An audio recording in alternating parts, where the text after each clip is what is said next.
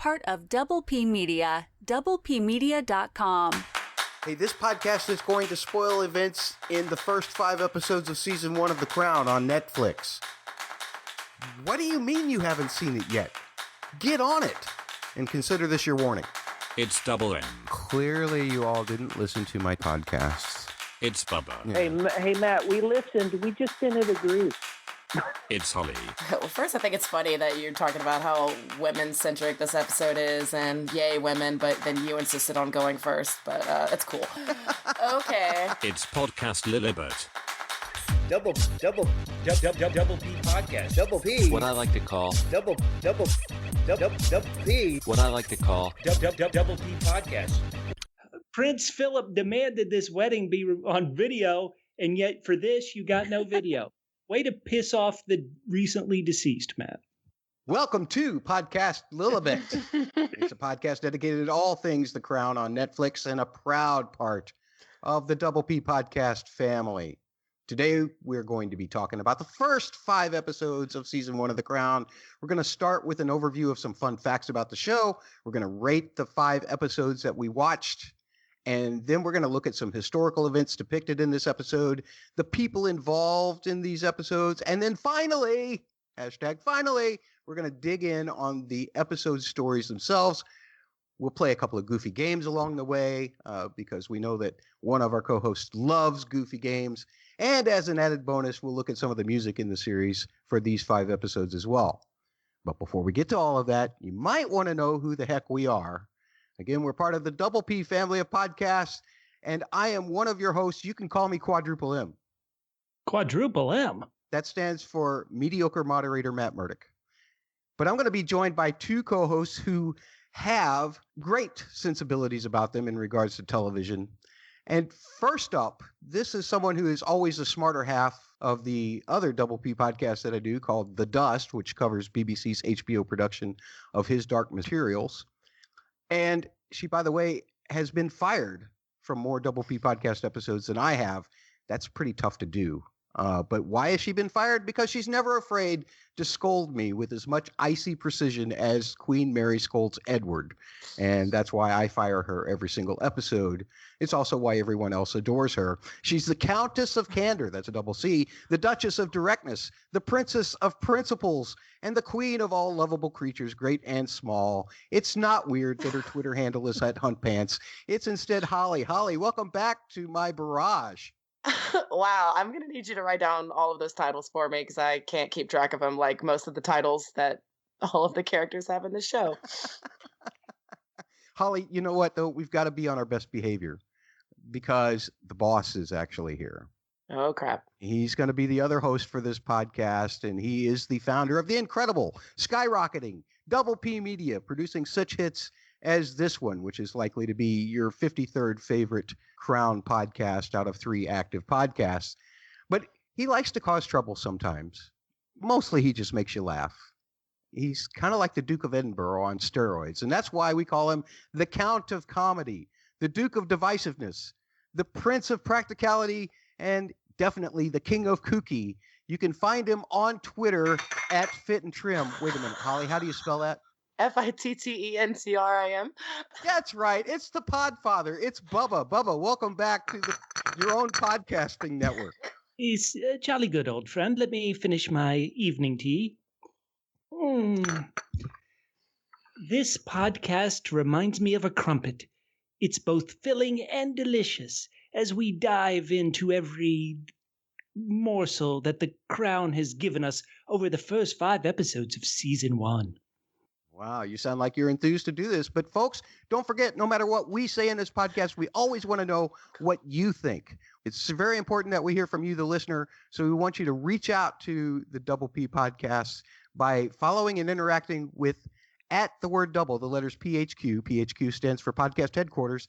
Find that on Twitter or Instagram. You can check out and comment at the Facebook page as well. That's facebook.com/the word double, the letters PHQ. You can find them on YouTube by searching for Double P Media, or I'm going to give you a little cheat here. You can go to youtube.com/user/fit and trim.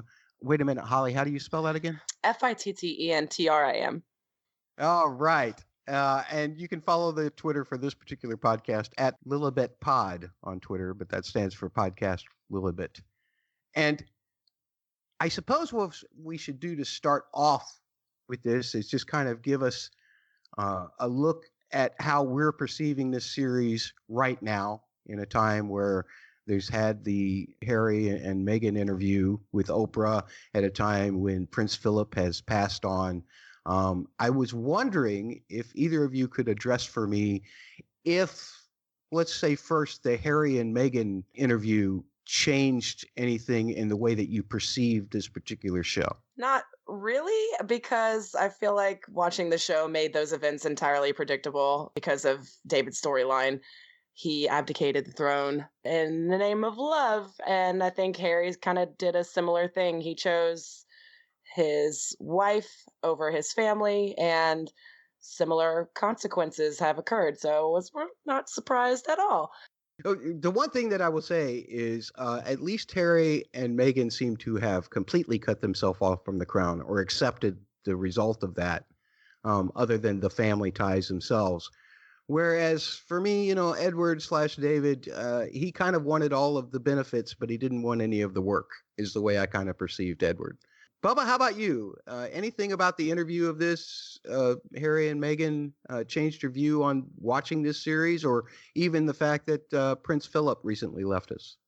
Well, first on the Harry and Meghan interview, what it really told me, which I didn't know, was that Tommy Lascelles is still alive, because that guy is he's such a mean character on the show. He's always kind of, these are the rules and you have to do it.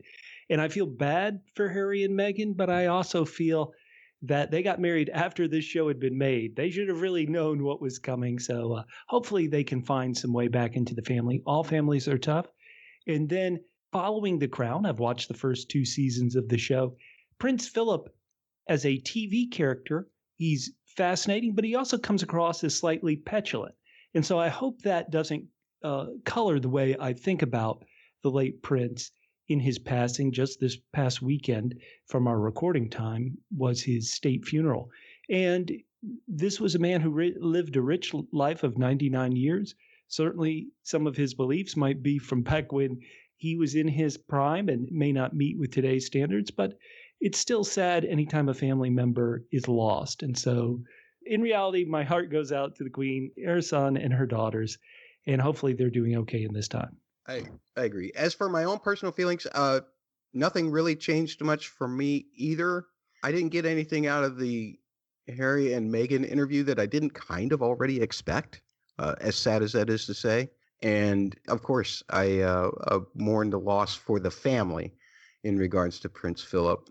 I wonder if we should also talk about how was it that you discovered this show? How did you come to appreciate this show, if you have?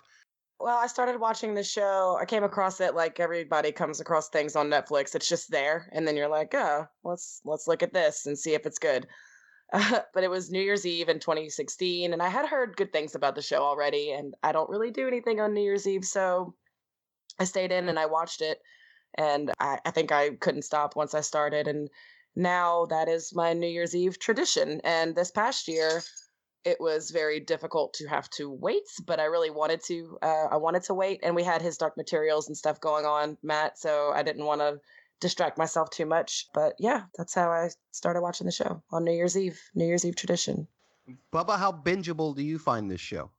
We're going to get to it deeper later in the podcast, but I find it a fascinating show because it doesn't propel you the way maybe a traditional serial cliffhanger would. Like, oh my goodness, is this character going to survive, or what'll happen now? Anybody can go to Wikipedia and find out what happens next. Instead, it encourages you to fall for the characters and have empathy for the decisions and struggles they have to face in their lives. I found it because everybody, including my podcast partner Tiny, has been raving about the show and said they loved it. So finally, in the pandemic of 2020, I did a very slow, meaning multiple month binge of season 1. And then by the end of season 1, I did really have that connection. I did really, if not agree with every choice the Queen makes, I at least understood it. And so since then, I've binged all of season 2. I paused at season 2 because I didn't want to get too far ahead for the podcast's sake. But I think it's a great show, and there's a reason why it keeps winning all these awards. Excellent. Well, for folks who haven't really watched much of this show yet, we thought we'd give you a little bit of history of it before we dove into these episodes. And one of the things that I found fascinating was how Peter Morgan even came up with the idea of doing this show. He is the showrunner. And he revealed in an interview with Cinema Blend that he came up with the idea when he was working on conversations between Winston Churchill and Princess and then Queen Elizabeth for another production.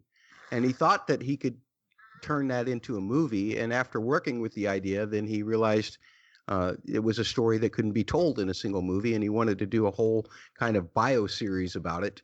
And then pursued the idea of making this television program.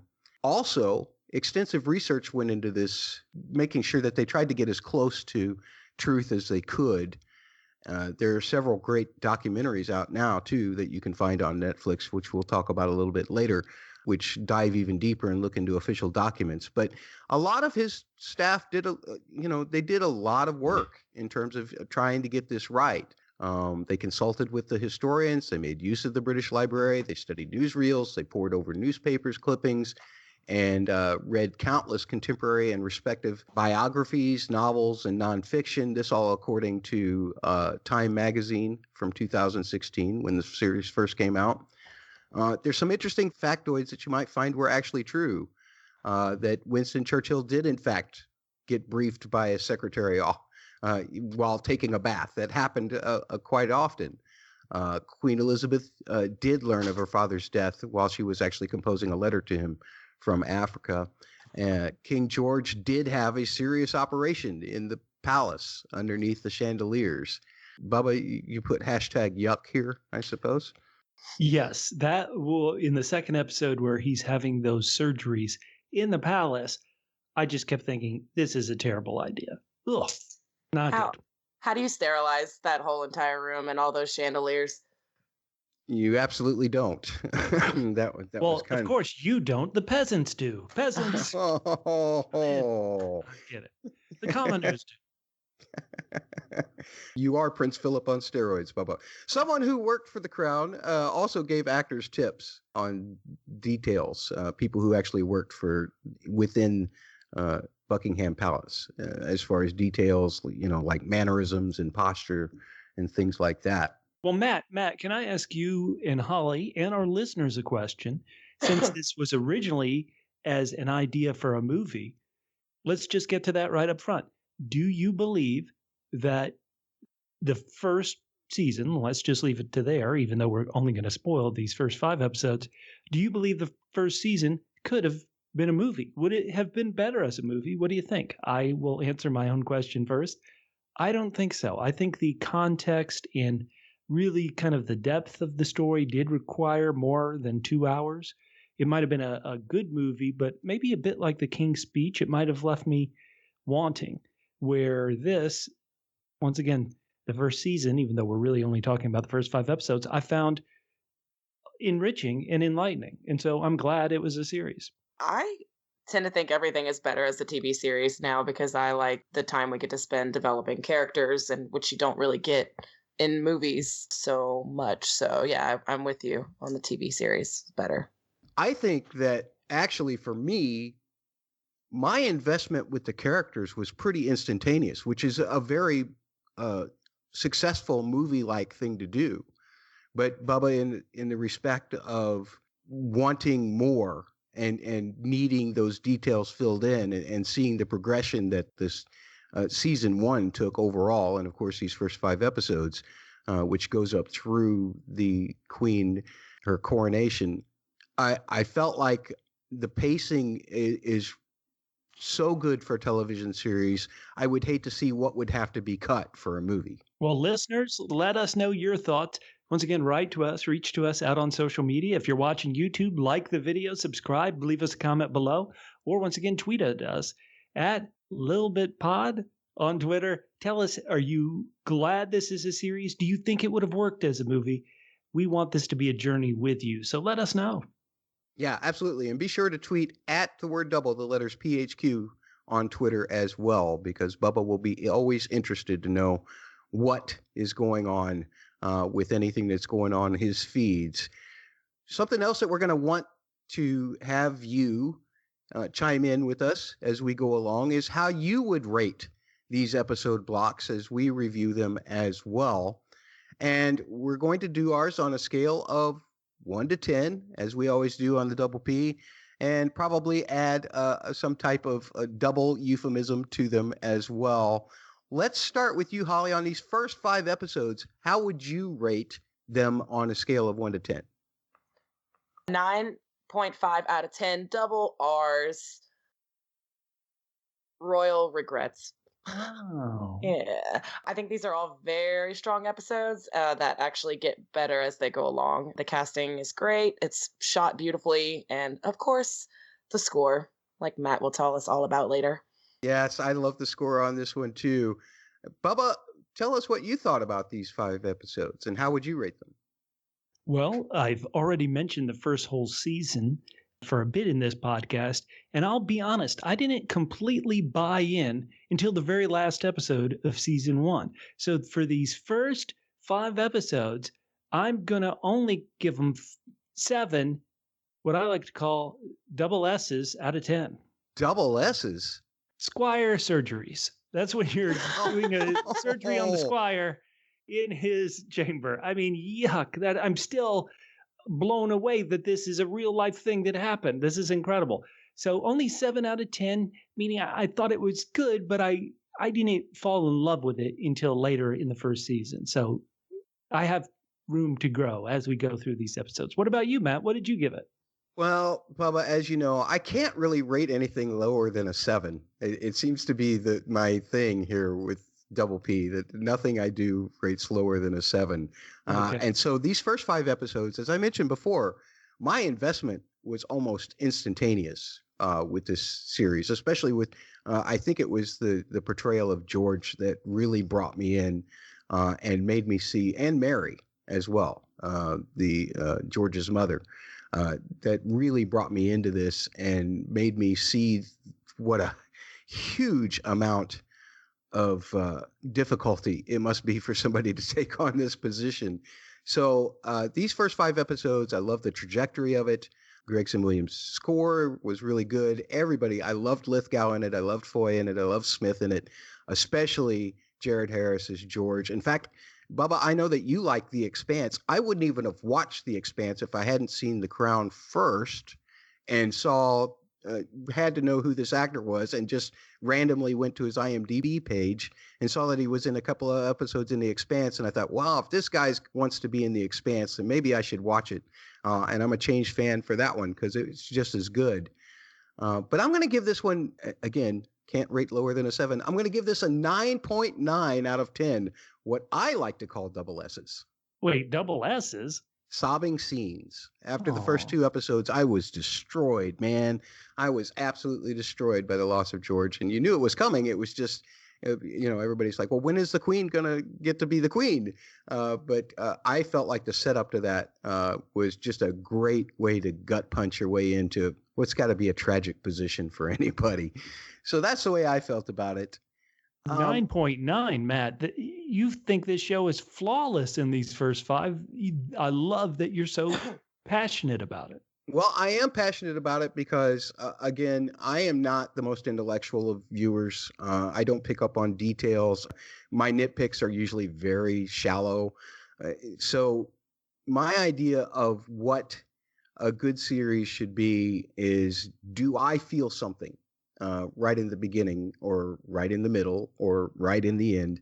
And this series absolutely delivered for me in the first episodes. I invested in every character, and that's why it's so high for me. I think that after the first 2 episodes, the rest of them, these 5 episodes could have been crap, and I still would have given it a pretty high rating. But nonetheless, we know. But yeah, I absolutely loved the first 2 episodes, and that sold me on the whole block and really made me invest and go on. Once again, folks, we want to know what you think. Tweet us your ratings for the first 5 episodes. You can tweet to @the word double, the letters PHQ. It stands for Podcast Headquarters. on Twitter, or you can tweet at me at Lilibet Pod as well. That's Lilibet like Elizabeth's nickname and pod like podcast. Something I think that would be interesting for us to look at real quick is to make sure that when historical events are happening on the show, because the show does depict a lot of them, we kind of look at them a little more closely in terms of their actual happenings. And I'm going to go chronologically. And folks, we are going to be spoiling the first 5 episodes of season 1 of The Crown. So be sure that you've watched them before you listen to any more of this, if you haven't been spoiled already. But the first one chronologically that we see in this block of 5 episodes actually occurs in episode 3, Windsor, on December 10th, 1936. Though I think the actual source of the address that King Edward, who never really became king, gave was on December 11th. There is a key phrase in there where Edward says a few hours ago in relation to his abdication. This is when he gave up the throne so that he could marry the woman that he loved. There's lots of articles that you can read about this, and we'll be sure to include all of these links in the show notes. Historyplace.com has a good transcription of the speech. History.com has a little synopsis of what happened on that day. Then George VI's coronation occurred on May 12th, 1937. You guys stop me if there's anything you want to comment on any of these. We see in season 1, episode 5, Smoke and Mirrors, when he was preparing for his coronation, just as Elizabeth was preparing for hers. She kind of remembers him doing that. The first thing that we see in the show that's historical is Philip becoming the Duke of Edinburgh, which occurred in 1947, shortly before his wedding to Elizabeth. That's in the first episode, Wolferton Splash, in actually the very opening scene. Historically, that title of the Duke of Edinburgh was created in 1726 by King George I. And Philip's title was only the 3rd time that title had been given throughout that time. Well, Matt, let's jump in and talk about some of these men. Obviously, the real focus, in my opinion, is on Queen Elizabeth herself, but let's look at these men and what they went through. So, as you said, chronologically, we're looking at King Edward giving up the throne for love, which almost feels like a romantic notion, but in this telling, because it's truly from Elizabeth's perspective, it seems like by giving up the throne to George, his brother, it's like giving his brother a death sentence and ruining his brother's life. It's very interesting for me as an American to suddenly think, oh my goodness gracious, wait, I'm going to get to be king, and everybody says it's a terrible thing and it's going to ruin my life. That was an interesting kind of way it was presented on the show. And then here in this last true historical thing you were speaking of, where Philip suddenly becomes Duke of Edinburgh, I have to be honest, I've watched 2 seasons of the show. Prince Philip just passed away. I'm still a bit confused as to Philip's backstory and what and his royalty and how he's related to everybody. But I think it's very interesting, and it is.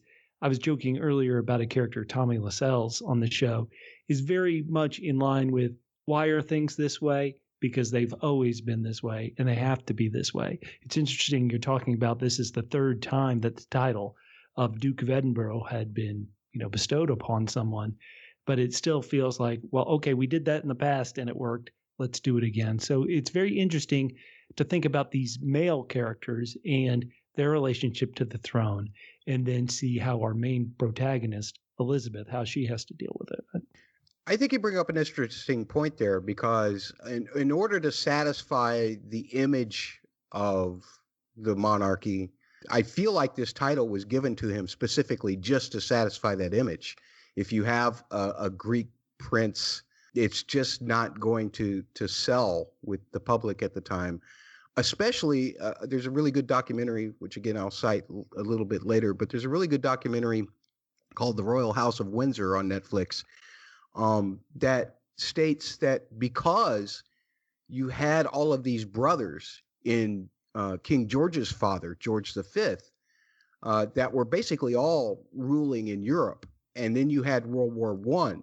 There was a very distinct time for British monarchy where they had to separate themselves completely from some of that family in order to uphold their own image. And as they did that, they had to, essentially cut everything off. So the first thing you want to do when Philip has some lineage that's tied to Germany, to Greece, to all things that looked very bad in terms of an association after World War II, this would be one of the things that as soon as the wedding was going to go through, that they would have done in order to separate Philip from those kind of political ramifications. Holly, any thoughts on these guys? I guess to Bubba's point about him bringing up that David essentially did this to Albert and killed him by abdicating the throne. What would have happened if he died while he was king? Like the same thing would have happened especially if he didn't have children. Albert would have had to take over. He'd become king anyway. So I feel bad for the whole family because they're just born into this. They don't really have a choice. David made his choice and maybe killed his brother in essence by making that choice, but really neither one of them are going to have a choice. You don't know what's going to happen in your life, and if you're supposed to take the crown, then you're going to have to do it no matter what. I don't know. I guess that's how I see it, and maybe that's why I kind of empathize with David a little bit. It's interesting. Through these few episodes. They're kind of unfortunately born to this situation. They don't have any choice. They're less free than most of the people in the world. As was Elizabeth. She, because her father got thrown onto the throne, she wanted to be a double M. Double M? Yeah, a Malta mother. That's all she wanted to be with Philip. And the whole idea of now she is thrust into all of this herself. It's never a choice for any of these members of the family. But it's also I feel like if Mary might have had a little more say in it, all of them would have been brought up to be prepared for it a little more. For sure. I feel like Mary was the one who really had a handle in these first 5 episodes of what it was truly all about. And I feel like she's a little disgruntled that nobody seems to prepare her granddaughter for what's to come. What was stopping her? Like she could have been doing it. I know.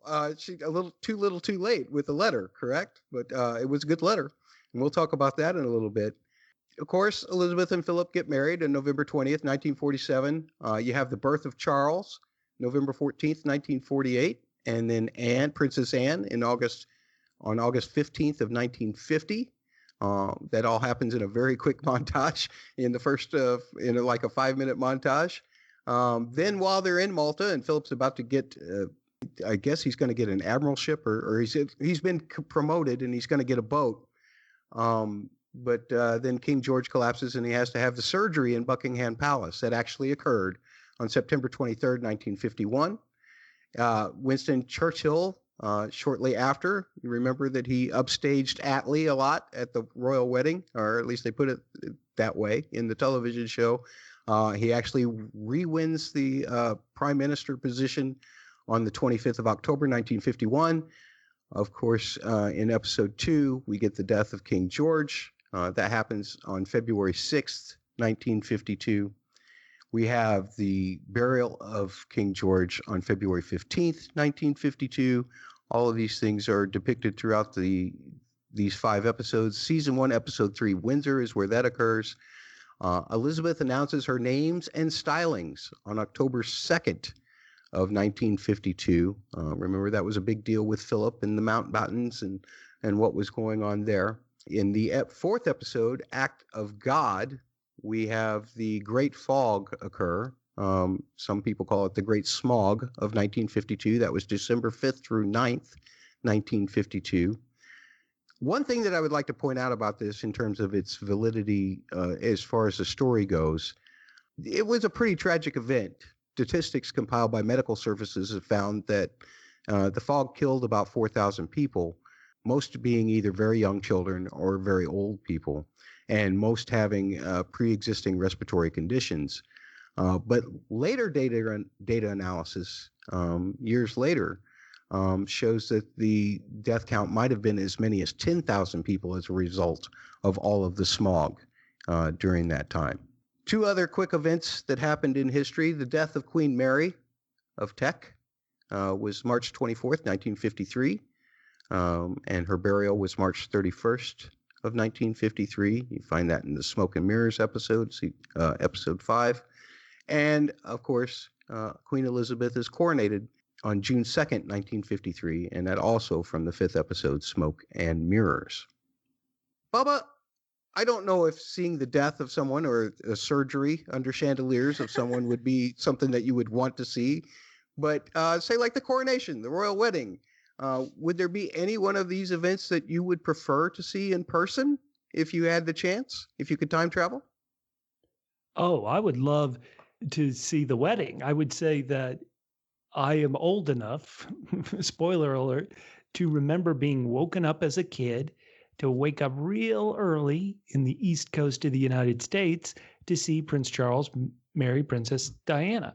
Mm-hmm. And it was an event, even though I'm not a royalist, a crownist, however the term would be. I'm an American. We don't have royalty like that. It was a huge event. And for me, what's so interesting about that royal marriage is how in marriage vows, it seemingly to this day, there's all these vows about do you promise to protect and serve your husband? All this kind of very masculine phrased language. And yet she is the true queen and ruler of the entire country. And how that played out. I think Prince Philip was right to get it on TV. Your subjects do need to see these things. They are an important symbols for the country. And I think that would be fascinating to go. It was fascinating to watch as a television show. I think it'd be just as fascinating to go back in time and see. Holly, you got to have anything out of this list that you would want to see personally? Yeah, I think I would like to see the coronation. That would be pretty cool. I don't want to see the fog. No. Right. I would have liked to hear the abdication address over the wireless too. That would have been neat. Wow, listen to you using the wireless term. Excellent.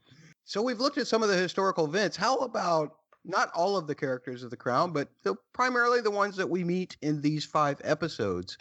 Again, we're just doing kind of an indoctrination for our listeners. You, of course, have Elizabeth II, played by Claire Foy. You have Philip, who's played by Matt Smith.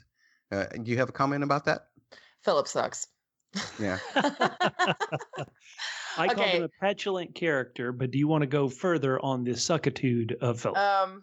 We will. We'll get into it in just about every single episode. And all of these thoughts are based on the show and not their real life counterparts, because as an American, I really don't know that much about them either. So the show's kind of educated me more about the royals than anything else has in my entire life. So take my opinions with a grain of salt. Okay. But Philip sucks for sure. He's awful. And Matt Smith rules. Matt Smith does rule. Yeah. George VI, of course, played by Jared Harris. And we have Queen Mother Elizabeth, played by Victoria Hamilton. We have Queen Mary of Teck, who is George and Edward's mother, or Albert and David's mother, if you prefer to look at them that way, played by Eileen Atkins. Any thoughts there? She's wise, but she also kind of sucks too. But she's very wise. I don't know. I'm torn on Queen Mary. I love Queen Mary, but part of it may be because I love to hate her sometimes too. That might be the thing for me. She is colder than what is Maggie Smith's character from Downton Abbey? I didn't know you could be worse than her, but she's somehow worse, but also funny. I don't know. I'm more scared of Queen Mary than I am of the Dowager Countess. Absolutely. Of course, Princess Margaret, played by Vanessa Kirby, one of my favorite characters in the show. And one of Holly's favorite characters in the show, Edward, the Duke of Windsor, played by Alex Jennings. I think about this. He's become my favorite on this rewatch for this podcast. I don't know what it is, but I just felt like connected to him, and he's so interesting and hilarious. Oh my God, he's funny. Oh, you and I are going to have words later. Well, Prince. I want to back up Holly. I think that these last 2 characters, I haven't been saying much because I've been waiting for them. Princess Margaret is the character, yes, her sister has become Queen Elizabeth and has all the trials and all these decisions to make.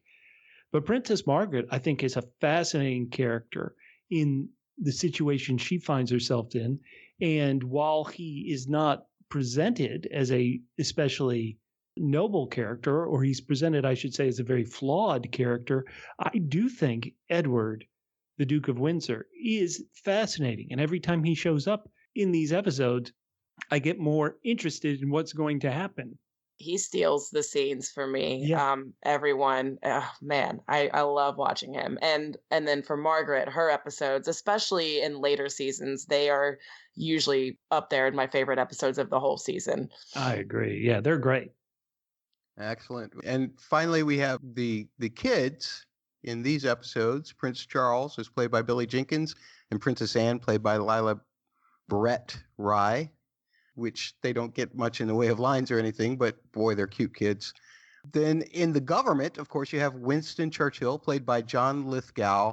Bubba, were you surprised to find John Lithgow in this series? Did you feel like the portrayal of Winston was good in these first 5 episodes? My biggest surprise was it didn't look like John Lithgow was getting extra padding. Is he really that big now? Holy smokes.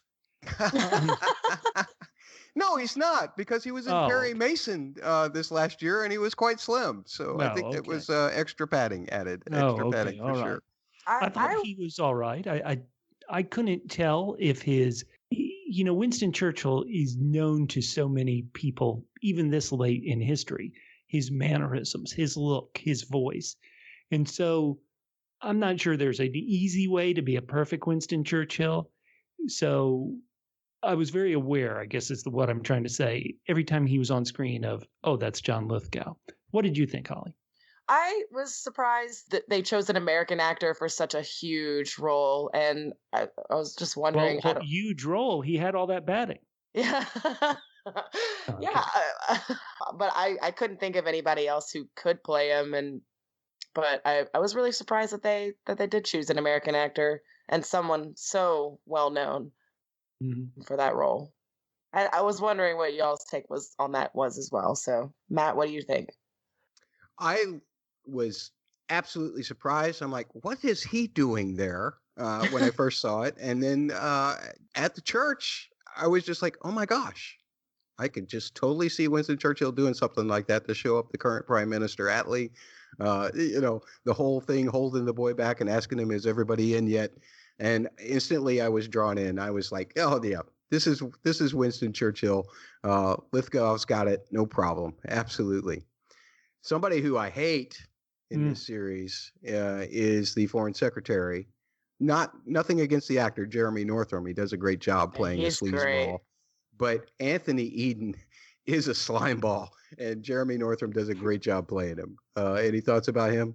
Well, I am familiar with Jeremy Northam playing kind of a lot of romantic leads. So to see him this old and grayed up, and to see him playing a character who, instead of being a romantic lead, strong character and all these things, to see him as kind of a weak character person, I thought it was actually fascinating.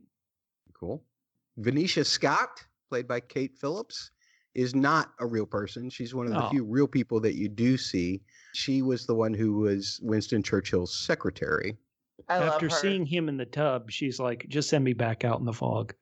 She didn't see him in the tub, though. She looked through the keyhole. She absolutely saw him. Oh, yeah. Oh, okay. She looked through the keyhole and then just said, I'm going to go walk in the fog. Someone please kill me. Yeah. Clement Attlee, who was the prime minister at the very beginning during the wedding, but then later became the opposition leader during the Great Fog episode, played by Simon Chandler. You have Lord Bobbity Salisbury. Love that name. Clive Francis is a cabinet member. And you have Jock Colville, who's the tall guy that seems to go between the Queen and the cabinet a lot, played by Nicholas Rowe. He was Churchill's assistant private secretary. All of those people real, with the exception of Venetia Scott. Working at the household at Buckingham Palace, or for the household of the Crown, Peter Townsend, played by Ben Miles. He was the equerry, which is an officer of the British royal household who attends or assists members of the royal family. In this case, Peter Townsend attended to George and then later to Elizabeth after George's death, technically, was his role. Bubba's already mentioned Tommy Lascelles, played by Pip Torrens, whose voice you can never, ever get out of your head. I love Pip Torrens' voice. In fact, I recently, at the time that we're recording this, The Nevers has just aired their second episode, but in the very first episode, I kept looking at this Lord guy that was very much against the touched, so to speak, not to spoil too much, but I kept looking at him and going, I know that voice. Whose voice is that? Isn't that Tommy Lascelles' voice? Yes, it was Pip Torrens playing Lord Mulberry. It's just unbelievable. I love this actor. Don't think much of the character. Anybody have any thoughts on Tommy Lascelles? Well, I think he's the absolute worst. Every time he says something has to be done, I immediately am repelled and say, no, you've got to do the opposite. Going to Peter Townsend, do they call him Captain Townsend a lot of times, it feels like? What's interesting is he also feels a bit weak in his characteristics. Maybe his affections towards Princess Margaret have made him this way.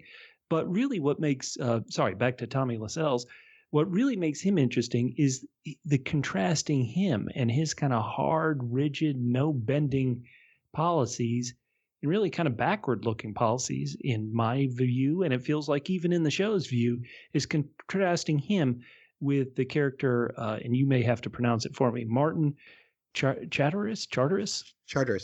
Yeah, played by Hadden-Paton, who's the secretary to Elizabeth before she becomes queen. It's almost like here's the forward modern-looking person, and then Tommy with his wicked mustache. He's the old school person who's going to ruin everybody's fun. Yeah, absolutely. I understand that depiction. One thing that I've learned when I think about the way Mary was looking at the crown and its tradition, I think that because Tommy Lascelles was very integral to George's success by maintaining the status quo, it might be possible, and I haven't read any biographies or anything on him, so this is just reckless speculation, but I feel like that this was the gig for Tommy. He was a person to maintain the status quo as much as he can. And there is give in the guy when there's an issue that we'll talk about in an episode here in these block of 5 where Elizabeth comes to him in terms of, should she tell the prime minister that he should step down? And he says, your father would never do this. You are a different monarch. He doesn't lay down the law to her. Although I don't know that he could necessarily lay the law down to her ever, but he certainly did spend a lot of time laying the law down around her. You stop defending him. Yeah. I give. All right, I give. And Martin Charteris, as you mentioned, he was the private secretary to Elizabeth before the Ascension. Let's go on to other notables here that are in these episodes. We have Lord Louis Mountbatten, played by Greg Wise. He's great in this role of Uncle Philip, who's just looking to get his foot in the door anywhere he can. I love the wife of Winston Churchill, played by Harriet Walker. That's Clementine Churchill. And Wallis, who is the Duchess of Windsor, who ends up marrying Edward after he abdicates, played by Leah Williams. And those are our main characters. Any final thoughts about that before we play a game? I love the actress Harriet Walter, who plays Churchill's wife. I've always loved her in everything she's in. She's great in this. She is fantastic. I absolutely love her. And I love if the depiction of Clementine Churchill is anything in the way of realistic, which I have no idea if it is or not, then I love Churchill's wife more than I love Churchill. Same. Holly, we know that you love games. So it's time to play our first game entitled One Lump or Two. And that's where we ask the question, which of our characters needs more sugar in their tea? Who's grumpier? Who's meaner? All of that. So each of us are going to pick two characters over these 5 episodes who need more sweetening. So one host is going to make an argument for each of them. So one host picks the first character to argue for, and the other host has to argue for the other. And then the person who asks the question has to decide who the winner is by being the tiebreaker. All right. We're going to start with you, Holly. You get to pose 2 characters that Bubba and I must argue as to who needs more sweetening. All right, so the 2 characters I want you guys to decide needs more sweetening is Tommy Lascelles or Queen Mother Mary. Ooh, Bubba, you get first choice and first argument. Well, I think you could stick a sugar cane up Tommy Lascelles' bunghole. You could shove a sugar cane up his arse, and he'd still be a bastard. So instead, I'm going to go with Queen Mother Mary. I think, number one, if you have ever hung out with smokers, they need some sugar in their mouth just to sweeten their breath a bit. Also, the Queen Mother, she's kind of lethargic. I think extra lump of sugar in a tea could give her that pep that sugar gives you. So I'm saying Queen Mother Mary, sweeten up that old broad, and let's see if we can get her to let her hair down a bit and have some fun. So you're saying that she needs more sweetening than Tommy Lascelles? There's no amount of sweetening for Tommy Lascelles. It's over. I am telling you that Tommy Lascelles would get diabetes before you could sweeten him up. That's my point. Wait. Well, yeah, but you made my argument for me. So Holly's naturally going to side with me now. No. Come on. You know that a lump of sugar makes the grandma go down. You know what I mean? Medicine go down. Again, I will say Tommy had some flexibility, but what? Now I'm making. Well, you made an argument for me. Now I'm making an argument for you. Tommy had some flexibility with the Prime Minister. Mother Mary never had any flexibility about the sanctity of the throne. All right, who's right, Holly? Who's right, Holly? Judge us. Going with Matt because Bubba offended me with the smoker's breath comment. All right, you're going with Matt, but I do have someone here who's going to come in and speak. Are you sure you should do that, madam? It would actually probably be better served to go with Her Majesty the Queen Mother. The public cannot see you give it to a commoner such as myself. Oh, thank you, Tommy. He's going for me, Holly. Come on. You had me at public.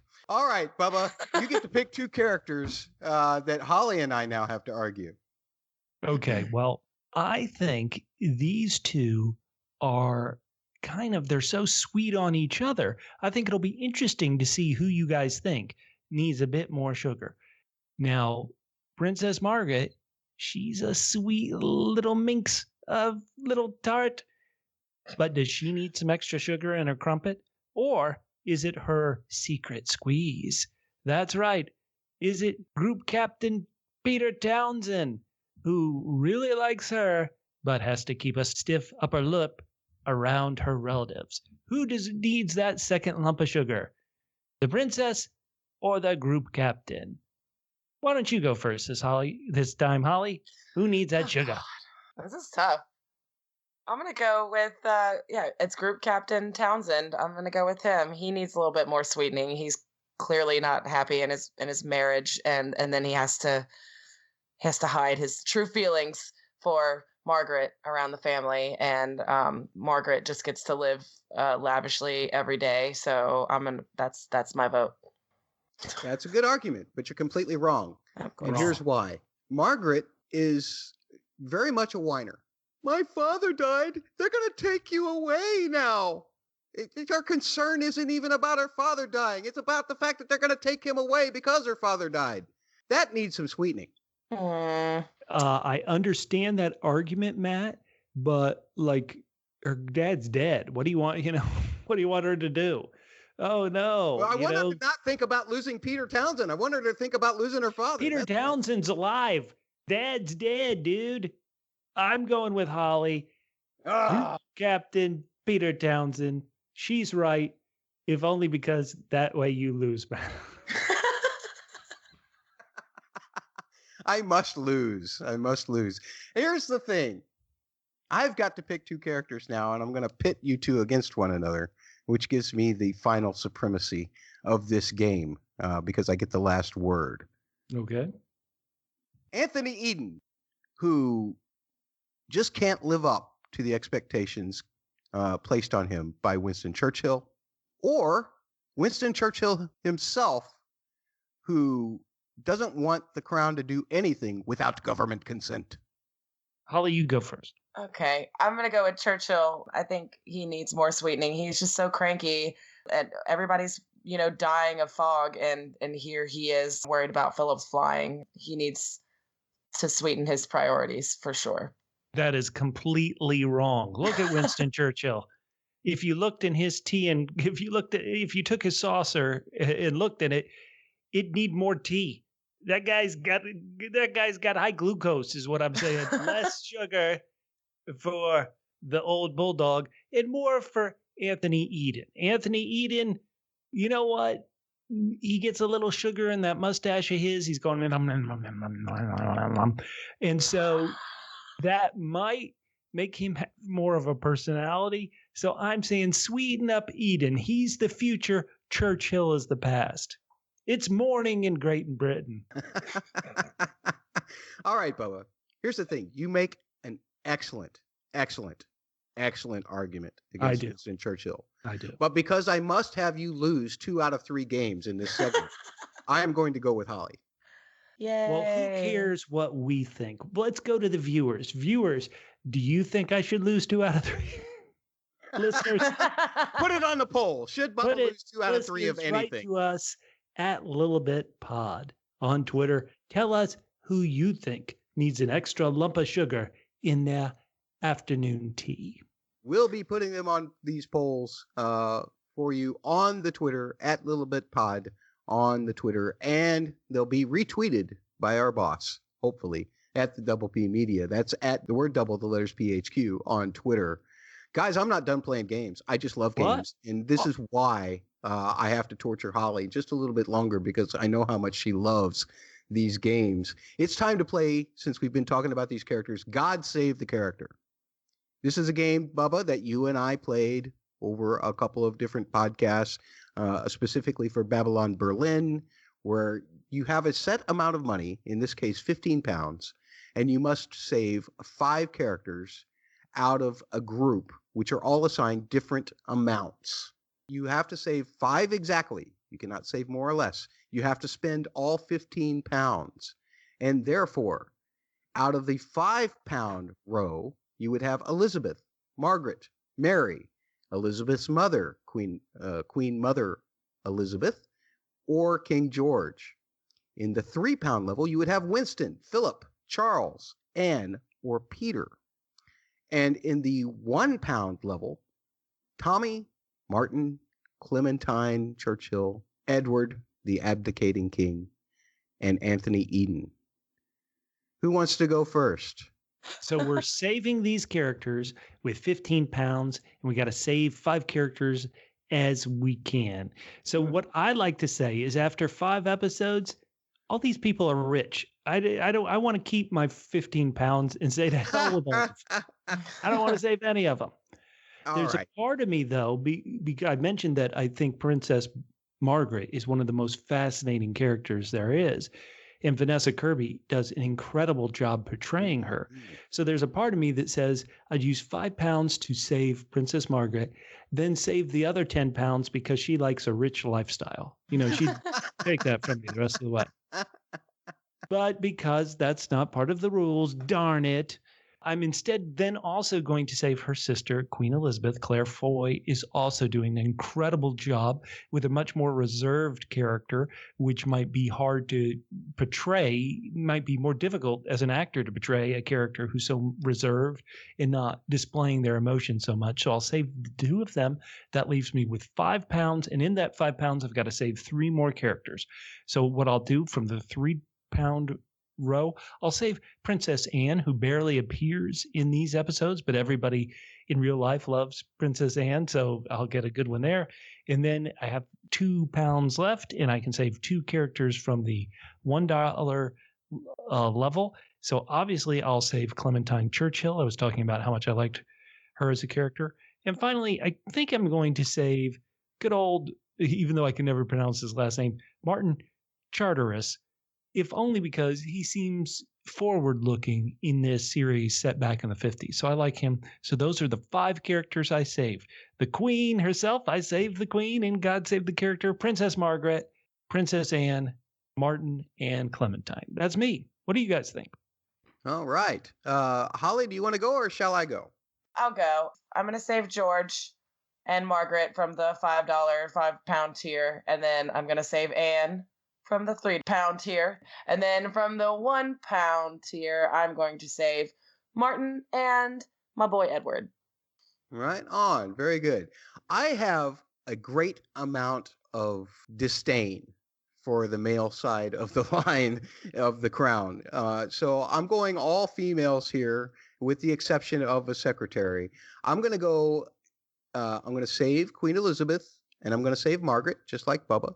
I'm going to save Princess Anne, just like Bubba. And I'm going to save Clementine and Martin, just like Bubba, who obviously just read my choices that I put in the doc and went that way. Well, I want to say that, here we're spending £15 to save all these people, but I would use a penny to kill Tommy, to not save Tommy. And in fact, if I haven't got a penny, a penny will do. Get rid of Tommy. I'm just very down on that character. Oh, poor Tommy with the unbelievably distinguishable voice. I love that guy's voice, Pip Torrens. It's awesome. But yeah, the character is pretty despicable. Folks, who would you choose out of these? We will maybe post a picture to help you, a visual aid, so that you can choose yours. Again, tweet to @LilibetPod on Twitter, or you can also tweet at the word double, the letters PHQ on Twitter, or you can find them that way on Instagram, or you can just chime in on Facebook, facebook.com/the word double, the letters PHQ. You can also comment in our YouTube pages, which are available at Double P Media. Just do that search and you will find Double P Media. It's been quite a while that we've been into this podcast, and we haven't really specifically talked about any of the episodes yet. This is my fault. This is the way that I organize. I'm not a very good organizer, as you can see. And Get so Tommy in here then. we need somebody to lay down the law, don't we? Let's start with the first episode of the series, the premiere, entitled Wolferton Splash, written by the showrunner Peter Morgan, directed by Stephen Daldry. Here's a brief synopsis for you. We start with King George having a health problem. He's got a double C. Double C? A clotty cough. Before raising his future son to the status of the Duke of Edinburgh, a little later, Peter Townsend and King George exchange some limericks before Princess Elizabeth and Philip marry, complete with Churchill outshining the current prime minister at the church. There's some awkward vows there as well. And Princess Margaret is getting flirty with Pete Townsend, which actually was an incident that started all of the newspaper stories about the two of them in real life. After the ceremony, members of the royal family concerned themselves with accepting Philip's unorthodox family, and George gives Elizabeth a wedding gift. It's a movie camera, which Elizabeth uses to chronicle the flurry of events that happen over time in like 30 seconds, including the birth of her first two children, Charles and Anne, which, again, makes Elizabeth a double M. A Malta mother, I remember. Yes, that's correct. You remember. In a celebration of Philip's promotion in the Royal Navy, we learned that George's health is failing, and he has to undergo surgery. Right in Buckingham Palace, Philip observes that the family isn't getting told the entire story because he goes storming into the surgery center and looks over what they've taken out of King George. Oh. Next, Churchill gets made prime minister once again, and he promises years of leadership. That's not very happy words for Clementine to hear, his wife. Churchill himself is then alarmed when he learns of what's happening with the king's health. In an audience with George, we learn that Churchill actually never sits down during briefings. There's a brief discussion of Elizabeth doing the upcoming Commonwealth tour before he returns to 1 Downing, meeting with his newest secretary, Venetia Scott, yay, and then speaking with his wife about the king's health and that he's going to need to stay in power long enough to prepare Elizabeth for the crown because of the king's health. Elizabeth lunches with her sister and the Queen Mother, and Pete Townsend is summoned to the gathering to comment on the king's availability to leave for the holidays and whether he should attend. And Margaret once again secretly gets flirty with Townsend, but not so much that Elizabeth doesn't notice. George finally receives the real diagnosis from his doctor about the cancer. The royal family goes to celebrate Christmas, with Philip observing George a lot and seemingly worrying for Elizabeth on the way. And as the family celebrates the holiday, emotion starts to get to George. George then begins to prepare Elizabeth for her duties of the crown and then asks her to do the Commonwealth tour. Philip agrees reluctantly to this after Elizabeth proposes it to him. George decides to reach out to Philip and wakes him up in the middle of the night to go shooting with him and gives him a little bit of double eye. Double eye. Yeah, in-law input, reminding Philip that his real duty is to protect and love Elizabeth above all. Holly, let's begin with you. This is the most effective anti-smoking ad I've ever seen in my life. It makes me it hurts physically watching him smoke even after his surgery, and all the coughing and blood into handkerchiefs, and just continues to keep lighting up. Oh my God. And I feel the same way in a few episodes with Queen Mary on her deathbed. Just wanted to get that out now. And Jared Harris is just incredible in this episode. I'm a fan of him in everything he does, Mad Men and Chernobyl especially. And The Terror he was great in. Yeah, I did. Oh, Yes. you've got to bring that one up. So sorry. Forgot who I was talking to.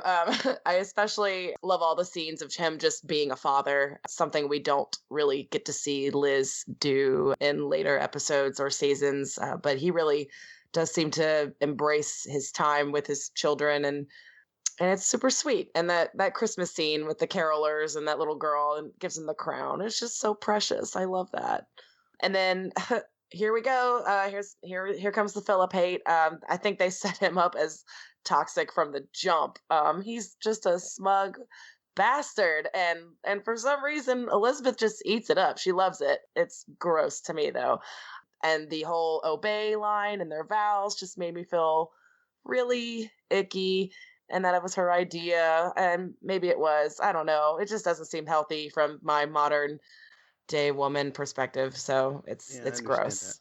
Yeah. It's icky. Don't like it. Ugh. So you think in that very first scene after he gets raised to the Duke of Edinburgh, that, I mean, I took that scene personally as kind of an inside joke between the two of them, but you saw it another way? The first scene, maybe the first time I watched it, I felt that way, but this is a rewatch, and I kind of know what some of his issues are going to be later, and it just it hit different this time for me. Understood. Bubba, how about you? Well, I want to say, as a modern woman, that wait, no. But what I wanted to say, and hopefully if you're a listener to this podcast and you've made it this deep into our podcast, that it's okay to say the first episode to me was the least effective episode. And I'll get into some of these, what I consider an effective episode of The Crown later. But for me, I wasn't engaged in this first one, despite liking actors like Jared Harris. I thought it even ended on an odd note of these guys going out on their hunt on these little punts, punting the cam there, or whatever they're doing to go out and shoot these animals for. I just wasn't engaged. I thought it was an odd note to end on Philip and the soon-to-be departing king, when even I, at this point, knew the series was really about Queen Elizabeth. So I wasn't engaged that much. Hopefully you guys were. Obviously, from your super high ratings, you were. So, Matt, what did you think of it? Well, one thing that I want to address in regards to that, I think that it's very interesting that you found that ending that way. But for me, the key shot of that whole sequence was Elizabeth sitting alone in that chair in front of the box. Oh, That okay. told me That was good. perfectly that this was all about Elizabeth. And I felt very moved by that, much more so than the fact that, these were parting words of advice from George to Philip. I personally, guys, I can't help it. I feel, especially when you look at the way that the family talks about Philip right after the wedding, and how he's not accepted. And of course, I've explained that there was a lot of things going on, things like that we learned from the Royal House of Windsor documentary that, especially as regards to Elizabeth's mother, the Queen Mother, she'd always been suspicious of Philip's family and their kind of German origins, and partially of this was because, again, her father-in-law George was brother to German and Russian leaders that were integral in, first of all, the Russian Revolution and also in the First World War.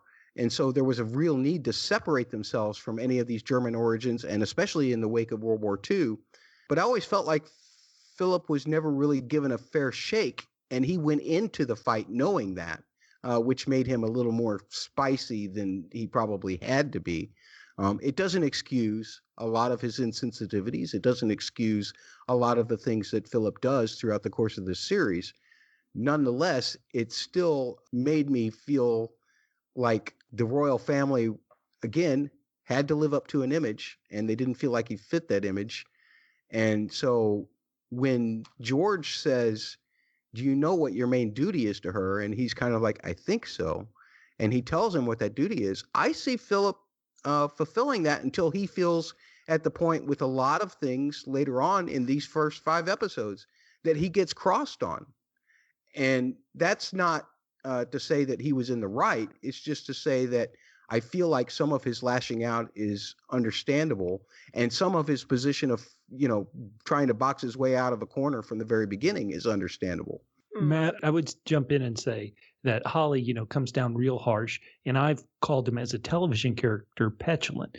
I think what is true, or at least it was true for me, is that I understand these issues and why they would nag Philip. But what I would want is someone who would be able to roll with the punches and overcome them and go to that higher calling, rather than, as I keep referring to him, turn petulant and pouty.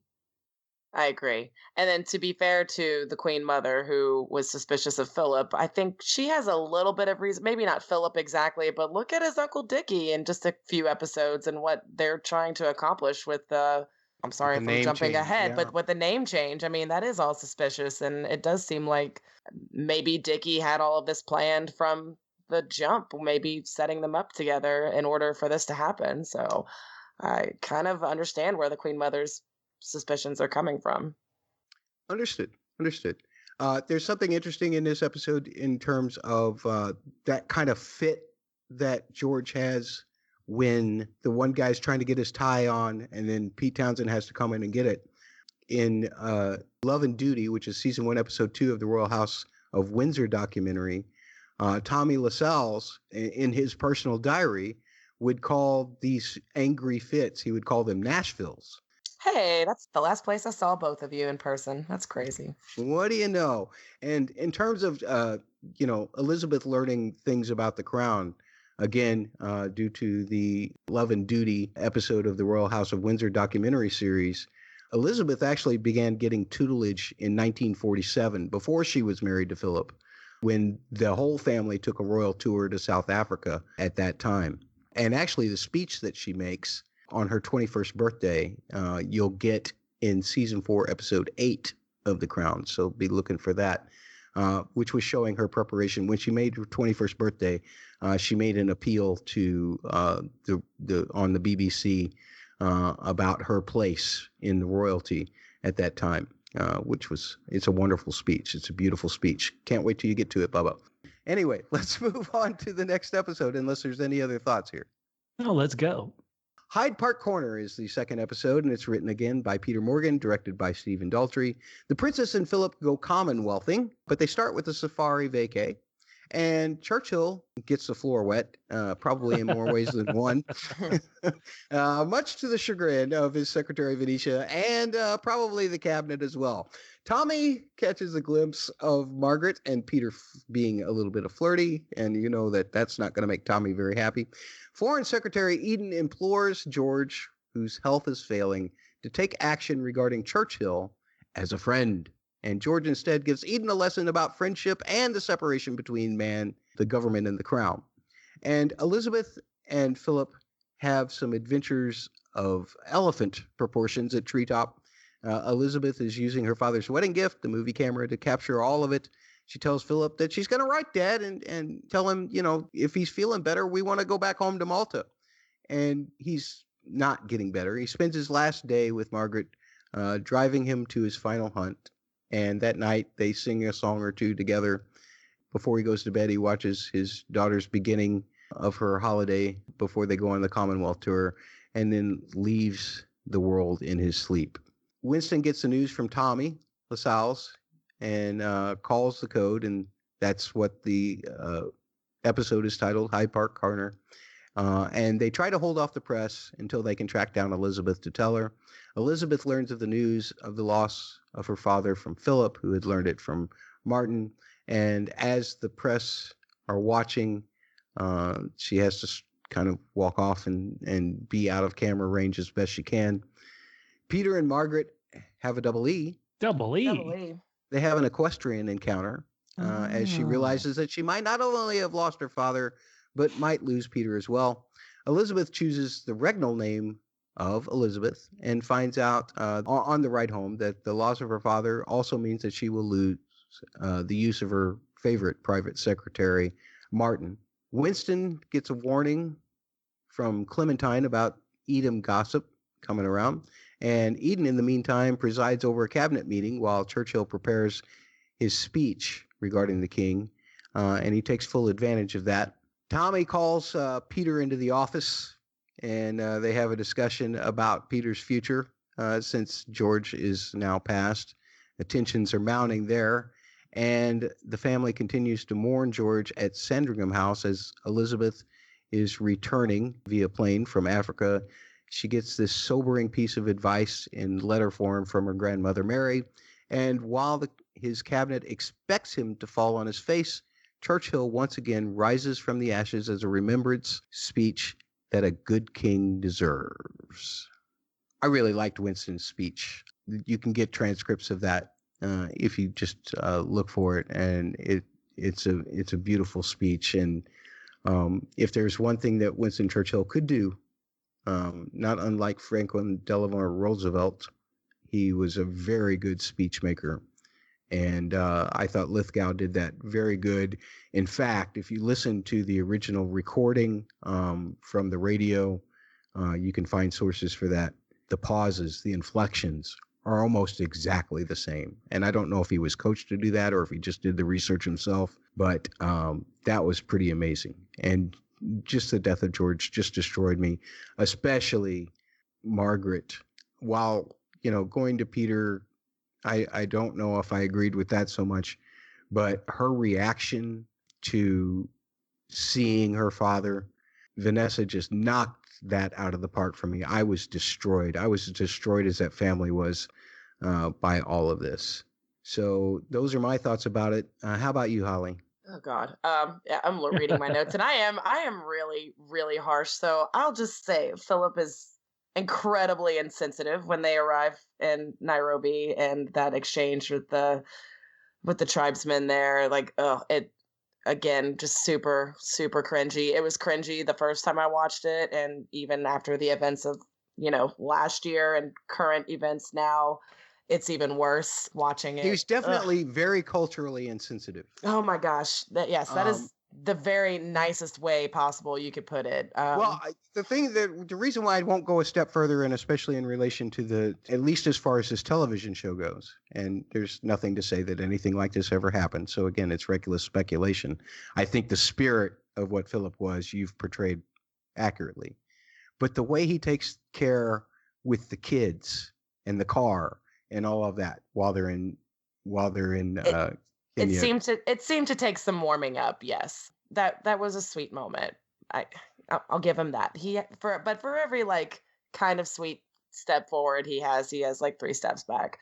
And I liked the scene where he's trying to protect Elizabeth from the elephant too by distracting it. That was very, very noble. A little, he didn't have to. The other guy was gonna do the same thing, but he kind of, I don't know. He almost made it a little too showy for me, but it was a nice gesture. Okay. I'm not even mad about Churchill's baths.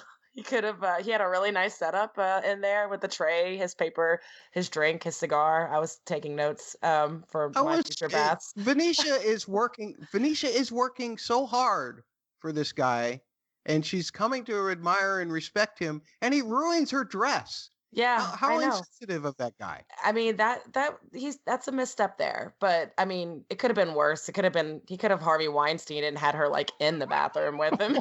Oh my goodness. Oh. Sorry. I'm sorry. Well, I'm not sorry actually, but yeah. There are rumors. There are rumors and some accusations that Winston did like to play around. I'm so glad they didn't go that route with these 2 characters, though. Yeah, I am too. But I especially loved his power move in the cabinet scene where he gets up to go to the bathroom and he's like, I don't know, he's already unzipping his pants like before he's even finished standing up. I'm just like, it's ridiculous. It's so ridiculous, but it made me I hate to laugh. say this, but that is so the way my father was the last year of his life. Oh no. I didn't see it as like an old man thing. I thought it was like he was trying to really just show him who's boss, but maybe you're right, Matt. You could be right. Nice things. Albert and Margaret singing together on his last night. That scene was so beautiful. The way that scene, it looks like it's just them 2 in the scene, and then she points behind her, and then the camera pans, and everybody's there, and you're like, oh wow, look at all these people that were there. There was such like a sweet, intimate moment between those 2, and sorry, I just loved it. And again, the king just being a great father in that scene. Those were his best, sweetest moments. I love that. And then we also see for the first time the kind of delicate relationship between the crown and the press as they seem to withhold the news of King George's death for as long as they possibly could while they get in touch with Elizabeth. And I know this relationship between the press and the crown comes up later, again in later seasons. I like the respect between the institutions it showed. And it made me want to ask Bubba, is this a normal thing here in the States, as far as you know, with our government and press? Well, what it reminds me of, and this in the current day doesn't really have anything to do with the government, but in a case of a death, they would want to make sure that any self-respecting journalist would want to make sure that the family knows before you rush to publish that. Now, in some of these sensational deaths, I'm thinking back to Michael Jackson or something like that. I think some bad faith operators in the press could not respect that kind of time for families to be notified, but that's probably the biggest thing here in the States that we still try to hold on to in our journalism. Okay, that's interesting. And I agree with you, Matt, about the letter from Queen Mary. Ice in her veins or no, I feel like she's given some really wise counsel to Elizabeth in that letter. And then finally, when Phillips' face, when they hear the news or when they get the news, that you could just see it, like the honeymoon is over. Their marriage, as we know it, they know it, is officially over. And now every new courtesy that must be observed is like a blow to Philip's ego, and he can't stand it. But I guess I don't understand, like, how did he not realize that this was eventually going to happen? He gets so frustrated with having to just walk behind her. It's like they really did do a poor job of educating everybody in this family of what was going to happen when it was her turn.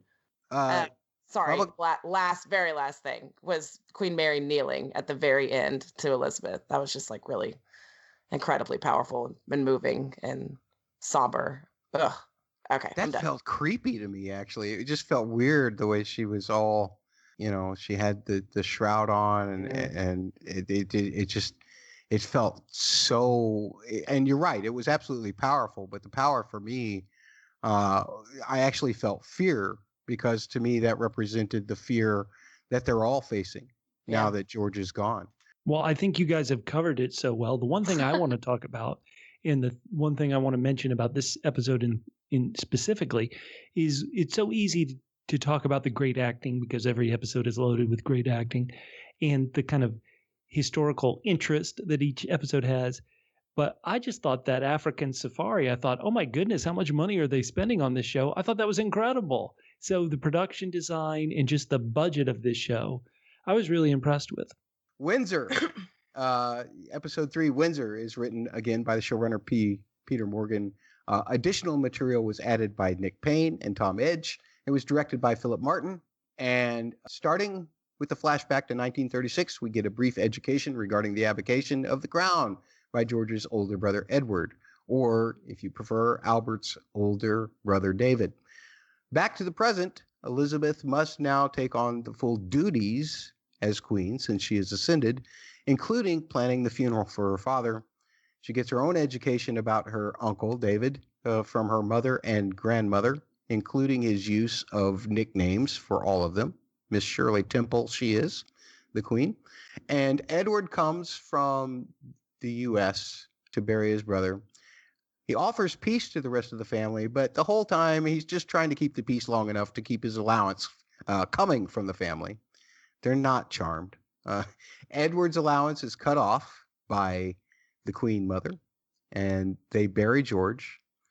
Edward writes some flattering letters to Wallace, and meanwhile, Elizabeth has a list of double P's. Double P's? Philip proclamations that she's going to have to relay to her first meeting with Churchill. And that goes about as well as Edward did with her family.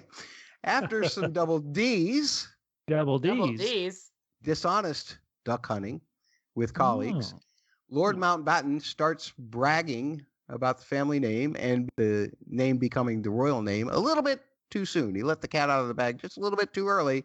And so word gets back to the royal family by the cannon-wielding family member. Philip gets a bug for flying, and he goes to Peter Townsend, who has his own bug going on with Margaret and some divorce papers. And Elizabeth has the strength to call out Churchill on some things and make her husband's demands. But there's going to be backroom dealings, as there is with everything in politics, and Edward is involved, and Edward's meal with Elizabeth, all of that combined, thwart the Mountbatten dreams. A Wagner-Liebstad montage tells a story of love in 2 different stages. But after Edward's meal with Elizabeth, everyone comes away pretty much with the status quo. No real changes, except for the fact that now Philip is angry. Is that a real change, or is that just the status quo? Kind of the status quo, isn't it? Bubba, what do you think? What do you think about this episode? Well, again, I think he is revealed to have weak character, but I do think George's older brother, I call him Edward, I think he's a fascinating element in the show. Once again, who knows what real life is like, but a fascinating element in the show. And it's also, this is going to sound odd. I don't know how often we see in entertainment someone so weak-willed, someone so whiny, someone so still years later in awe of his wife, that it just makes him fascinating. And I thought this was a really good episode. This is when I was beginning to get pulled into the series. It's very hard, having watched a couple of documentaries, for me to humanize Edward a whole lot, Bubba, and here's why. Okay. The whole time here, he is writing back to Wallace, telling her he's just trying to keep everybody happy so that they can continue to get their money. This was a perception of Edward long before before his father George ever died. He wanted all the glory, and he didn't want any of the responsibility. And so when I look at this in a rewatch, after having watched a few of these documentaries, I see the wheels turning behind Edward that before I might have had some sympathy for. I think, leaving the crown for the woman that you love is, oh gosh, it's so romantic. but also expecting the crown to continue to spend all that money on you and your wife that ruined your crown is also a little bit more of the freeloading kind of aspect where you see this guy who, again, wants all the glory, but none of the responsibility. Back then, they didn't have Patreon. What did you want him to do? All right, Holly, let's hear from her. Okay, yeah, I really love this character. I don't know why on this rewatch, but I do. And like I said earlier, I understand the hate from him by the other family members, but I just think that they're way too harsh on him 17 years later. Like, the money thing aside, just the hate he's still getting, and basically being accused of Albert's death seems pretty harsh to me. And like our friend Maester Aemon would say, like, love is the death of duty, which in his case it was. But like, does that really make his choice ultimately wrong? Like I said, he didn't choose to be king. He was born to it. And then they're in a time where they're not even really ruling the country anymore. They're just figureheads, Parliament's there. They have a prime minister there making all the laws and kind of enforcing things. So I just personally don't hate him for choosing love, and I think that it's sad that he's essentially exiled.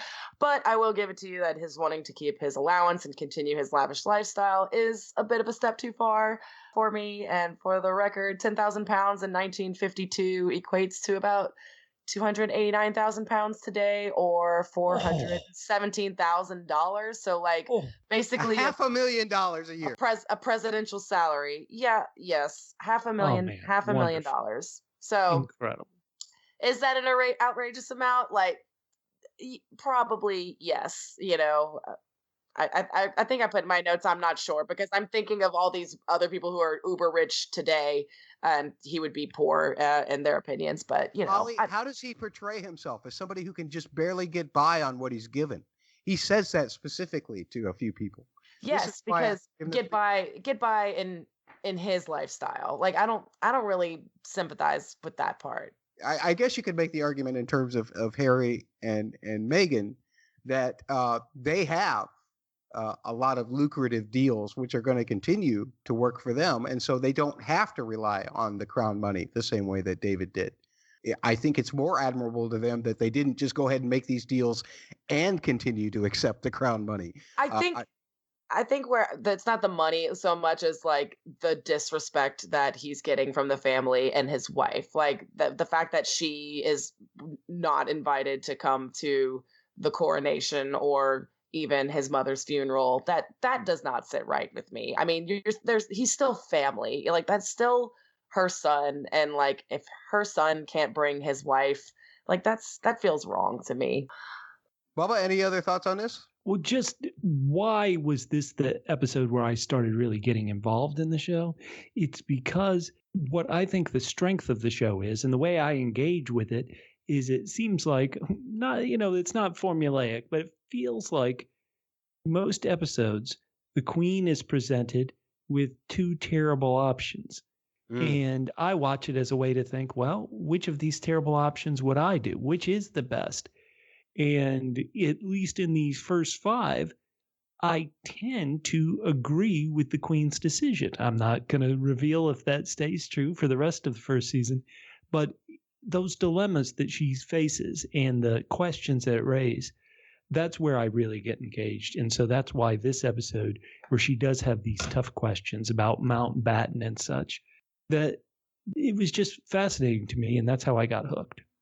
As we go on further, especially in the next episode, we see Winston Churchill in regards to the way he's standoffish with Elizabeth and pushes off her coronation as long as he does. Mm-hmm. Did you see this more as Winston, as Elizabeth calls it, trying to hold on to power when he shouldn't be? Or did you see it as genuine concern? I actually considered it a bit of both. And to be honest, I was beginning to think, well, gee, how, and once again, I'm an American. I don't really know this history. I was sitting there thinking to myself, a prime minister isn't exactly a president, which we have in our country. And so part of me was thinking, yeah, dude, your party's still going to be in control. Maybe you should step down, think about your age. So I thought they were fascinating issues presented. That's an excellent point.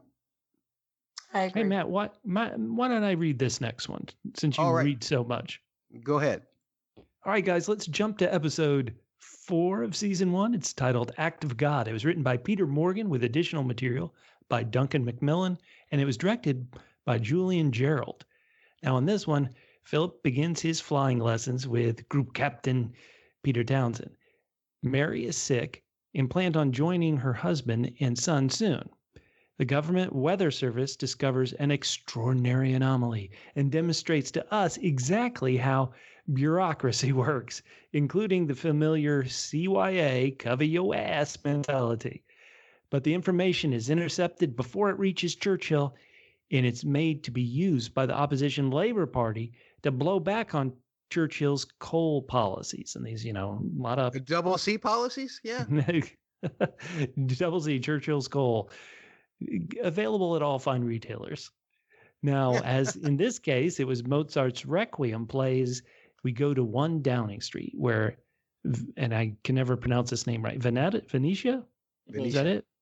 Venetia steals a book, and upon getting home, she falls in love. Despite the pea souper, Elizabeth goes to see her grandmother. Together, they define the idea of monarchy for England. Labour Party leader Attlee dismisses the idea of calling for a vote of no confidence yet. Venetia, she's one of 2 people who make it to 1 Downing Street, where she proves to Churchill that she has memorized his autobiography. That's just day 1 of this terrible fog. Day 2, it's worse. Venetia's roommate is likely starting to suffer from sulfur dioxide poisoning from the smog, and the Prime Minister has what I like to call a double A. A double A? Atrocious audience with Elizabeth. When she asks him for weather reports, she's talking about these coal stations and tells him that Philip is taking flying lessons. Uh-oh. Yeah, we know how he thought about that. Day 3, Venetia realizes her roommate needs to go to the hospital. It is chaos outside in this thick, thick smog. Venetia, she can't even get help by bending Winston Churchill's ear. She gets hit by a bus and killed, while Churchill fights with his own cabinet about how to proceed. Salisbury calls Mountbatten, asking him to speak to the Queen about getting rid of Churchill, while Attlee plans for a vote of no confidence. Mountbatten makes his case to the Queen. She consults with her private secretary, that SOB mustache Tommy Lascelles, who says that her dad wouldn't have done this vote of no confidence, but the situation is different this time and the choice should be hers. Meanwhile, Churchill learns of Venetia's death and blows everything happening in the government off to find her body. Way to go, Prime Minister. At the hospital, he's overcome with emotion regarding her loss and what happened to his people. When Jock Colville tells Churchill that the Queen wants an audience, Churchill does what he excels at best. He's being a politician, calling the press, he's writing, he's giving a speech. Somehow, Churchill wins the press and the day, startling Elizabeth and dismaying his political opponents. The weather breaks. Churchill wins an audience with the Queen. He relays the story to his wife, and Elizabeth relays it to her grandmother, both coming away with victories great and small. Elizabeth gets advice again from Mary on monarchy and how, quote, to do nothing is the hardest job of all. Personally, I found it pretty easy, but okay, that's what the show's called. The episode ends where it starts, with Philip flying with good old Group Captain Townsend and some statistics and facts about that terrible, quote-unquote, great fog of 52. Holly, what'd you think? Churchill deserves a punch in the face for his behavior in all of this. I know, terrible. Oh, wait, are you agreeing with me or are you disagreeing with me? Yes, this is a real Yes, crisis, he is. and he's trying to blow it off, and he does a better job of blowing it off than the smog got blown off the city. Oh my God. One of the things that you have to understand is, first of all, I am the guy at the first desk that the paper gets handed to, and then in terms of this podcast, and then I would just run it up the chain to cover my own ass. The second thing you need to realize is that the whole idea of Churchill is incredibly incompetent. I can't see why, even after the fog cleared up, that Elizabeth didn't just say, "Get the hell out of here." I mean, why do you think she didn't? Can people get swayed by a good speech? Yes, they can. And the way the show presents it, by coming out and winning the tragedy on the political side, seemingly saved Churchill. The only reason she didn't is because Mary told her the best thing, sometimes the hardest thing to do, is nothing at all. I don't know. I don't know if she did the right thing here. I think the way that whole scene played out was hilarious. The fog literally lifts, and Churchill just gets this look on his face. And Mozart's Requiem knows. plays. Yay! Yes. And he just is like, "Oh, we're gonna be fine." And then, and then they all laugh about it at the end. I like that. I really enjoyed that. But yeah, it just irks me that it wasn't until poor Venetia's death that he finally had the gall to do something about it, and that was the only thing getting him off his ass. So that just, I don't like it. Something else that you want to understand about this historically is the fact that, and I think it's kind of alluded to in the episode, but I don't know if it's definitely brought out. His party was so pro coal burning that it would have been political suicide for him on his own side to not say, "This will go away." I mean, even if it does go away, he still didn't acknowledge all of everybody getting sick and like giving the help that he ended up giving by the end. He should have given 2 days before. That whole press conference is completely fabricated. That never happened. So it's not for a character side. I mean, okay, great, and this is what makes Elizabeth pivot at the end, as he calls it, to Clementine. But the whole idea of him having anything to do with, taking credit or blame for this is actually historically very insignificant. There was nothing that he did significantly for this. I mean, this is a guy who would get out during air raids and walk the streets. But during this coal thing, it seems historically that he just kind of hid under the covers, which is not a very good look for him. No. I really enjoyed this episode a lot. There's a lot of just great things. That opening scene that you alluded to, Matt, with the passing of the papers and everybody, it starts with that one lady with the chart and then that one shot and follows everybody down the hall. And by the end, there's like 6 people following this piece of paper at the boss's office. I just thought that was great. And then how they open each day with everybody opening the curtains and listening to the wireless. And even by the 3rd day, the guy on the radio is like, he went from like, oh, dense fog to choking, eye-watering fog. Like he's fed up with it too. Like they're all just fed up with it. I love how the whole episode built and the frustrations built and our frustrations built the whole way. And then the sun breaks through and it's all over. It's great. Bubba, what'd you think? I thought it was great. I thought it was disgusting. Here we have people. I've lived in Los Angeles and people complain about the smog. It ain't nothing like this. This was just horrific. And the fact that no one can pay a price is interesting. I mentioned earlier that in these first 5 episodes, I'm not sure that I think Elizabeth, when presented with terrible choices, tends to make the best select the best option of the terrible choices.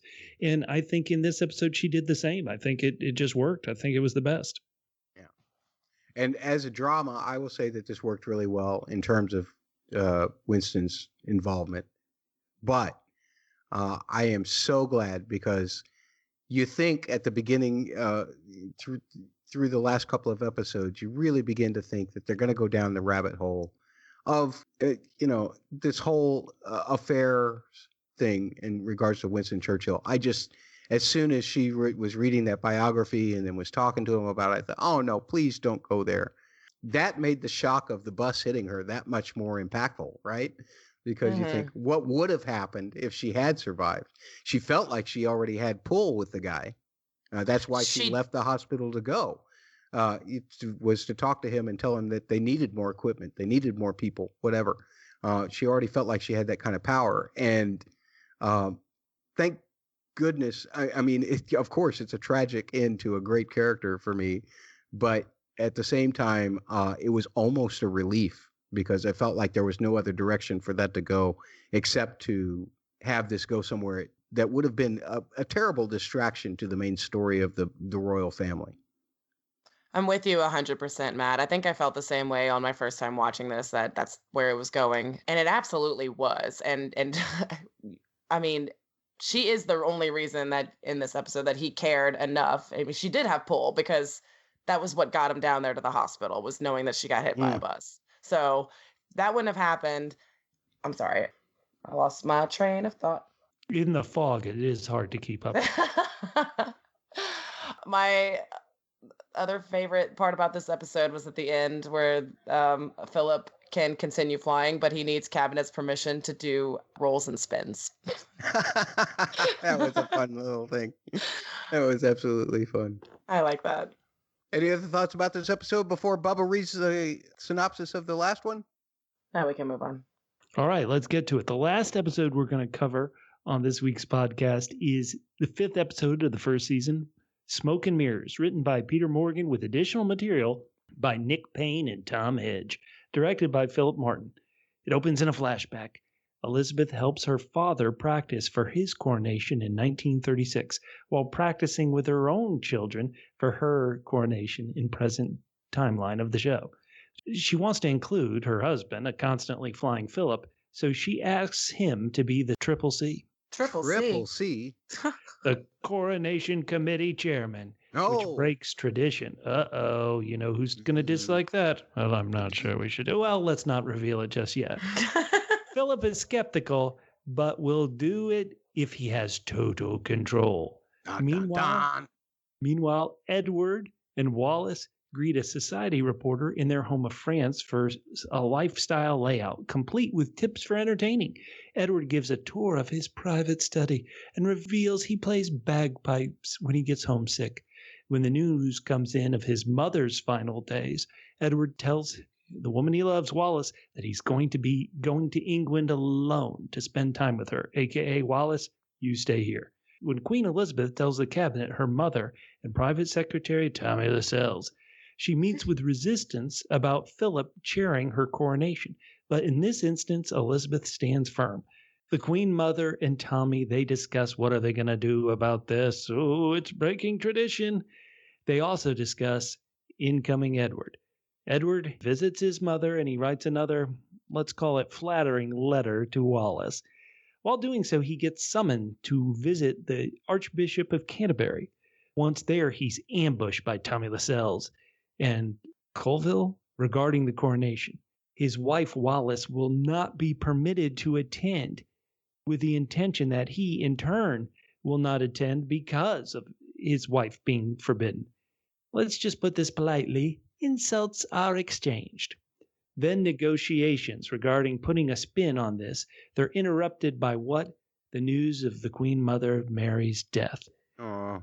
Edward writes back to Wallace. Then they bury his mother Mary. Philip makes some notes about it and uses it as inspiration for Elizabeth's coronation. He tells the committee that this coronation will be modern, including, hey kids, TV. When Edward hears about other changes Philip wants to make, he talks to the Queen about it in the next audience, seated. Elizabeth then has a talk with her husband about his top-to-toe changes. Television is fine if Philip kneels, as tradition states in the ceremony. We cut to the day of the coronation. Edward and Wallace have guests in their homes in France. They watch the coronation with Edward making snooty comments all along the way. Edward, the original host of Mystery Science Theater 3000. Everyone is very moved by the anointing, even though most of them can't see it. Edward gives the moment a poetic description as Elizabeth is crowned and handles Zadok the priest is performed. As Edward explained that love is still greater than being king, he says this, of course, in front of Wallace. We see Philip bow to his queen. The coronation is over. Edward grabs his bagpipes and goes out to play by himself. This is a really big episode because this is it. The coronation has happened. I've been calling her queen. She is queen. We're halfway through the season. It's pretty darn good. Let's go around the horn for thoughts. Matt, why don't you go first this time? All right. One of the things that really struck me about Claire Foy's performance in this is when she becomes queen, she does this thing with the way that I don't know if it's a fixation or if it's a lack of fixation or whatever. This thing that she does with her eyes that creates this distance thing that really makes you believe in the whole anointing business. I loved it. To me, it was magical. And the way that she looks at different people, the way that it's like Elizabeth, who is historically has never been known as emotional. Mm-hmm. The way it becomes even otherworldly unemotional in these moments is just incredible to me. On the other hand, I would like to remind everybody that while Philip is a jerk, he still did what was expected of him. He bowed to her. He gave. This is not unlike the Joffrey of podcasts. This is becoming the Philip of podcasts for me, isn't it? Defend him, Matt. But this guy totally elevated. And one of the reasons why Queen Elizabeth has become so popular throughout the course of her reign in the UK is because of moments like this that Philip actually historically created. These kinds of things are the side that we don't give Philip credit for when it's very easy to pin him on the things that we should admonish him for. So there you go. He still was a bit petulant. He did the right thing, but it took a lot of putting up with his whining to get there. So that's my take on the character. Once again, I want to separate the way the characters presented on the show than real life, but that's my thought. Holly, what do you think? What are your thoughts on this episode as a whole?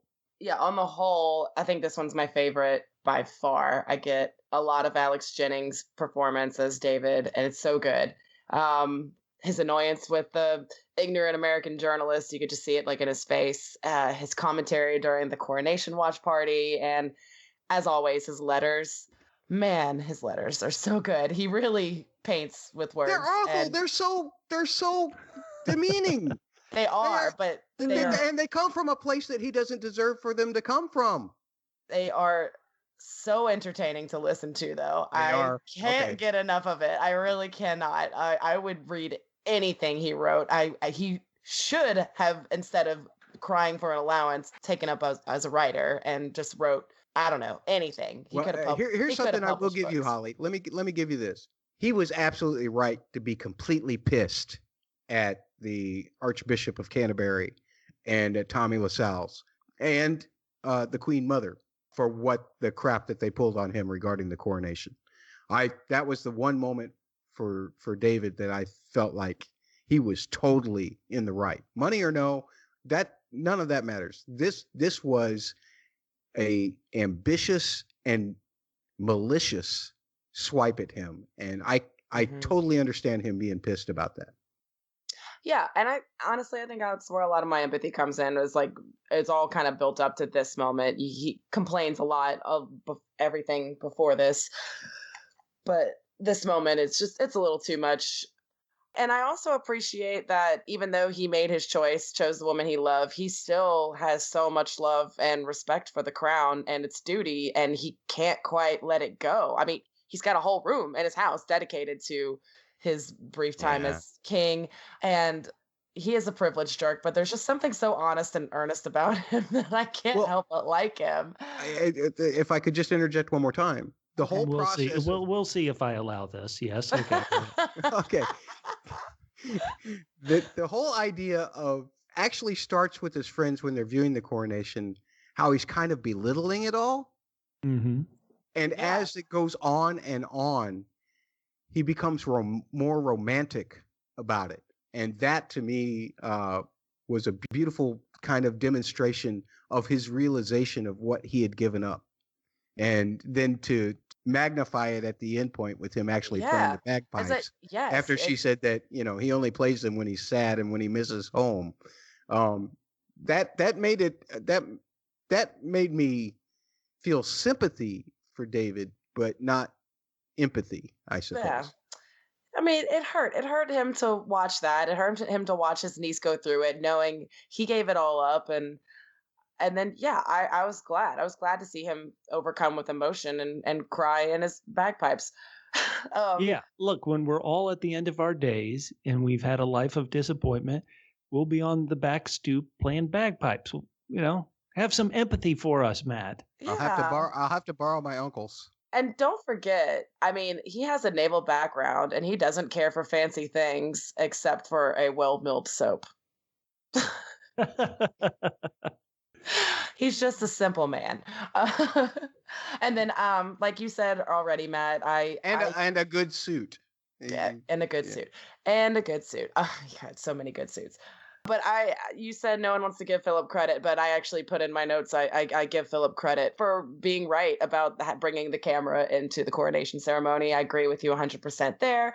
But then he lost that ground arguing with Elizabeth about kneeling. And that scene was, again, icky for me. I hated it. Him arguing with her about her entitlement. She's the queen. I mean, like, if anybody gets to be entitled, I would say it's the queen. And She's not an original citizen of that country. She's actually not his queen. He's the Duke of Edinburgh. They just nationalized him. Yeah.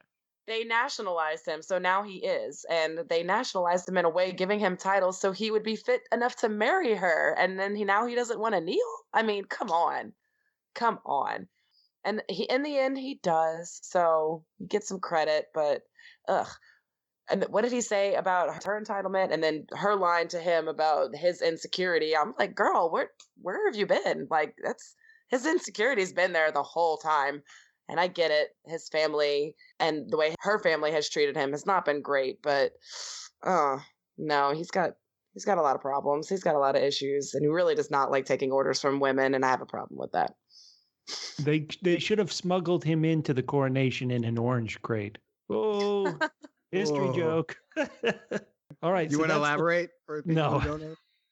All right. So that's the first 5 episodes of season 1. You guys were really high. I was a bit down on them. I only went 7 out of 10. But as you can see, hopefully from my commentary, as the season went on, as Queen Elizabeth kept being presented with these challenges, with these decisions she had to make, I think that's, for me, where the fascination comes. And personally, spoiler alert, I think it gets even better in the back half of season 1. Matt, it looks like it's time. We're going to play one more game. We're going to have our musical expert, Matt Murdoch, break down the music, and then we'll go over your feedback, which doesn't exist yet because you haven't sent it to us at Lilibet Pod on Twitter. So be sure to do that. Yeah, you all need to tell us where I was wrong, where Bubba and Holly was right. You can do so by tweeting at Lilibet Pod on Twitter, or you can tweet to at the word double, the letters PHQ on Twitter. And don't forget to look for our polls. We'll include polls for this What's Worse game, which is one of Holly's absolute favorite games that I've gathered from our doing the Dust podcast together.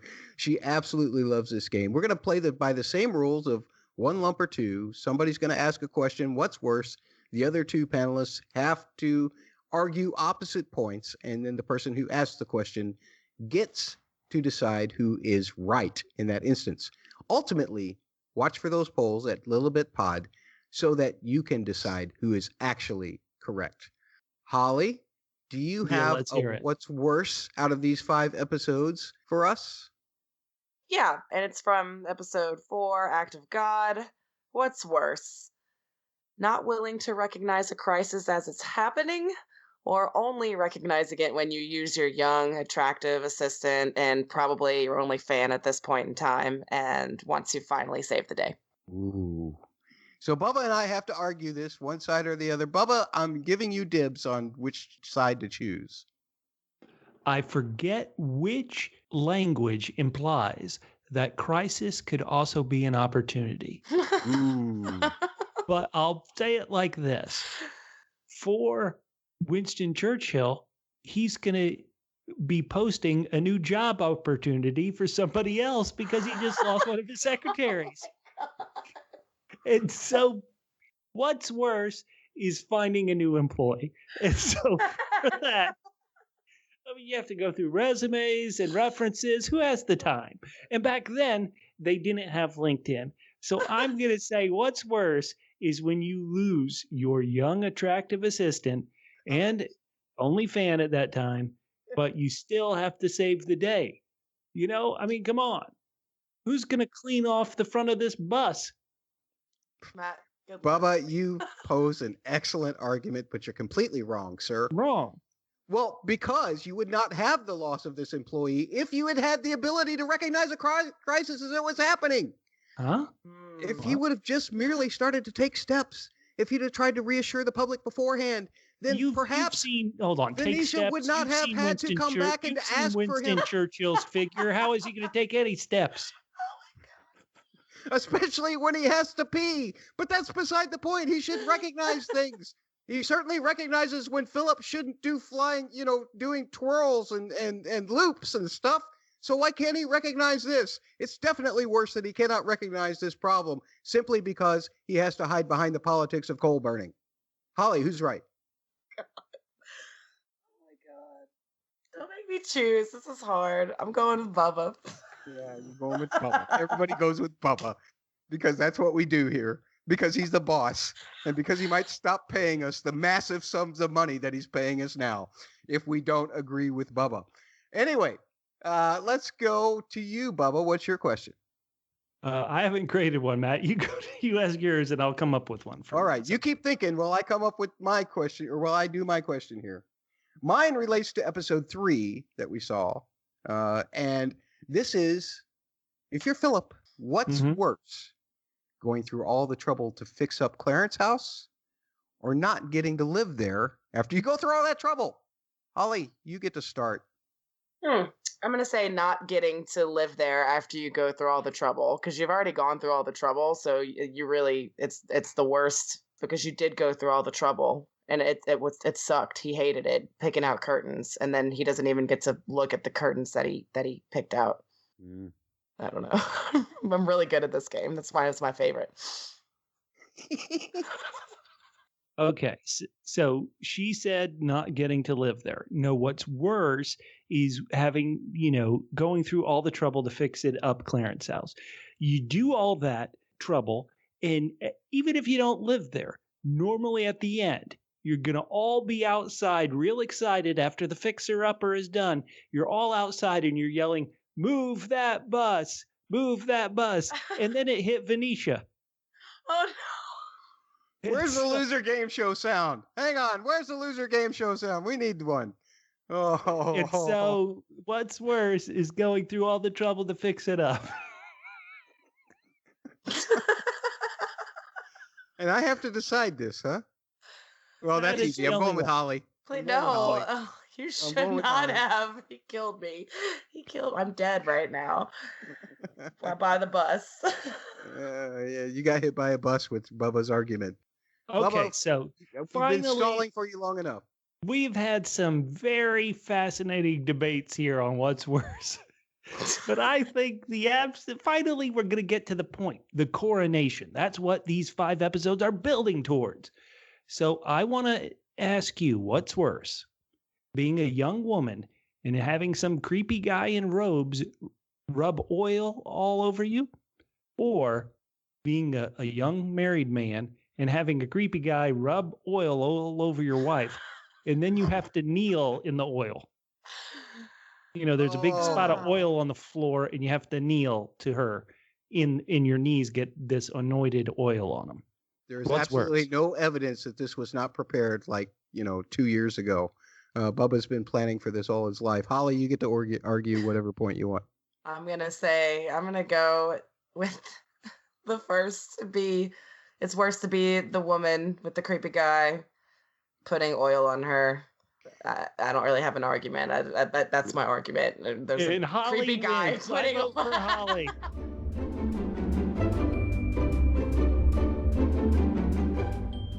Right now, we're going to end this podcast the way we end every podcast, and that's by taking a deeper dive into the beautiful score and music of this series. Matt, what have you got for us this week?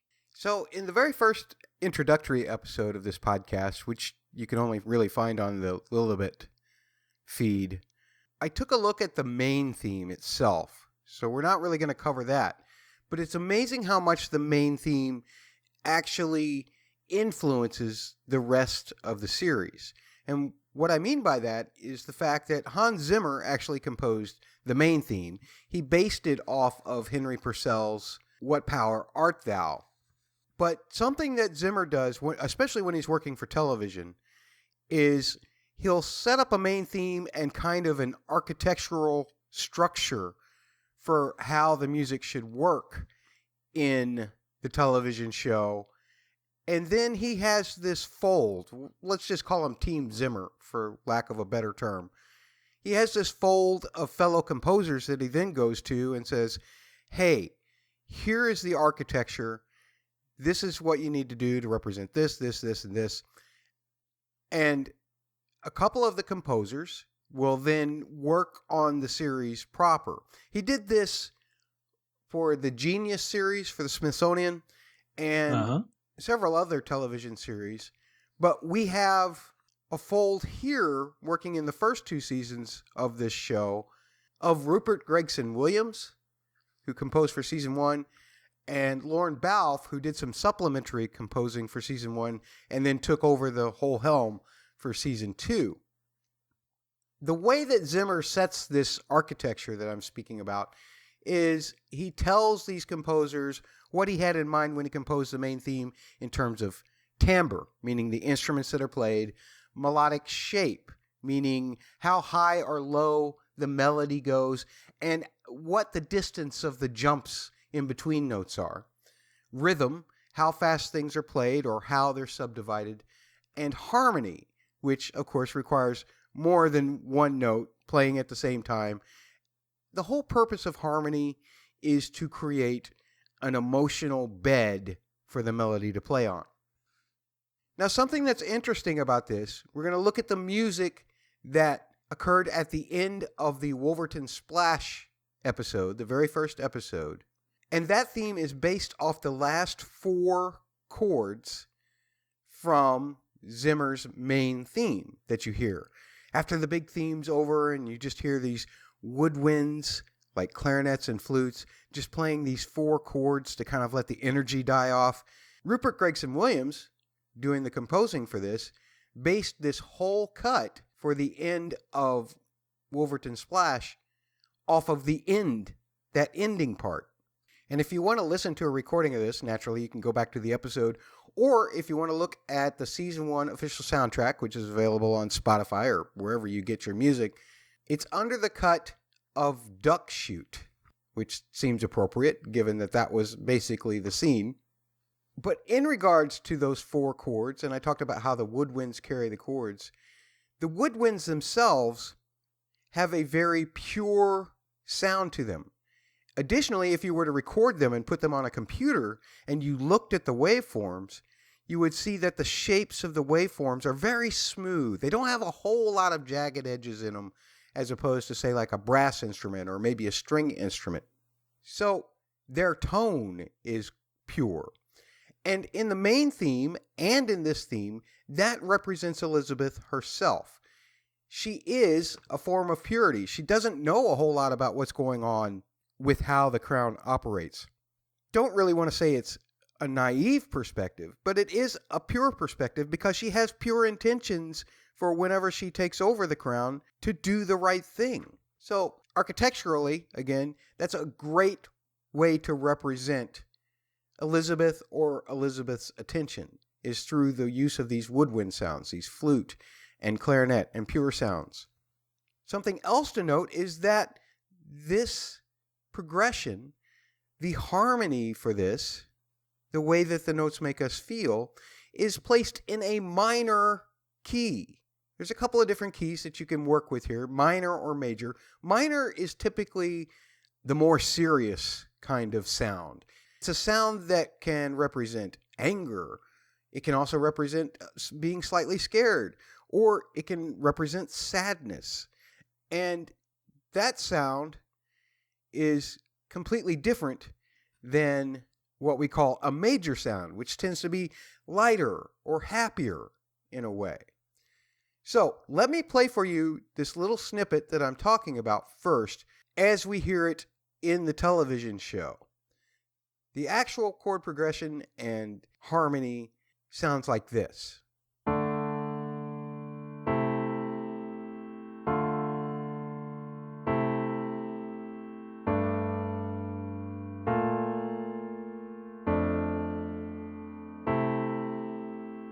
So that sound is minor. It's pretty serious sounding, right? Even though the instruments are pure, these pure intentions are actually serious about those intentions. But if I were to take that exact same progression of harmony, meaning that the notes all follow the same kind of sequence, but they're placed in a major key as opposed to a minor key, again, remember happier or lighter sound, then it would actually sound like this.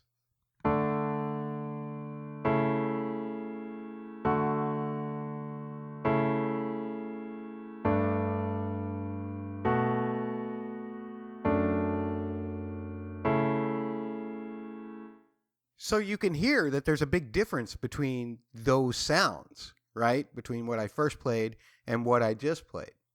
Taking on the crown is serious business, and that's why we've chosen a minor sound here, or why Zimmer and Rupert Gregson-Williams have chosen a minor sound.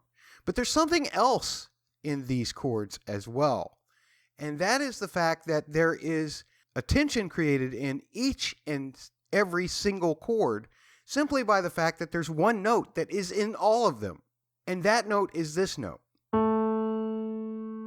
That's what we call the dominant. And you don't need to know any of these terms, really. But what the dominant does is it always wants to lead somewhere in the framework of harmony. For instance, this dominant wants to resolve back to the one, back to the home key, like this. But it never does, and that is why it creates tension. Everything in our life is tension and release. And this is just another one of those mechanisms used by composers to create the tension so that maybe eventually you might get some release. Now, as the piece moves on, we need to look back at timbre again, the instruments being used, because the piece actually builds with strings. And most of the time in film, we think of strings as creating something very emotional. If you think of the very high piercing strings in Psycho, or just take a romantic movie, and there's often a lot of strings being played in those. But something that Zimmer did in his main theme, and he set as an architecture for Rupert Gregson-Williams and Lorne Balfe to use, was that he made the strings physically represent the machinery working behind the crown. All the people working to make sure that things are working the way they're supposed to. And as we intercut between the shots of Lilibet and the box and Philip and George out duck hunting, you start to get more of that working machinery. Because Elizabeth is starting to look at the enormity of how complex even just this king's box is. And machinery, let's face it, typically a lot of things are turning and going on inside that we don't see. We only see the greater motion of that machine on the outside, usually. So we have to approach the strings with a little bit of rhythm as well. The other interesting thing is, just like that one note was in all of those chords, the string lines hover around that note too. They do go away from it, but they always come back to the note, like this. And as the piece continues to progress, and we start to see, hey, this machine, if you took off the lid and you look at you look underneath the cover, there's a lot more moving parts going on here. And Rupert Gregson-Williams represents this by changing the rhythm. He starts doing rhythms in double time speed, things like this. Finally, with all of that going on, as if things aren't complex enough, Rupert Gregson-Williams adds the last little bit of architecture that Zimmer gave him, and that is the weight of the crown and how hard it is to be a royal with this kind of responsibility. The tradition of the crown and how that will weigh against a lot of decisions that Elizabeth is trying to make. All of that in Zimmer's main theme was represented in brass, and Rupert Gregson Williams again does the same thing. He uses the brass as a last linchpin to just show you the enormity of what's about to happen. George is going to die. Elizabeth, with her pure woodwind intentions, is going to have to take on this throne that not only has a lot of working machinery, the strings trying to make it all work, but also this tradition that she must uphold, as Mary tells her in the second episode in her letter. It must be done this way. And that is represented by the brass. And the brass comes in with this big, what we call counterline or counter melody. It's just another melody that kind of goes on top of everything, adds more complexity and more weight to everything. So as the chords are continuing, just as they have and as we've heard them, we then get this line on top of all of that.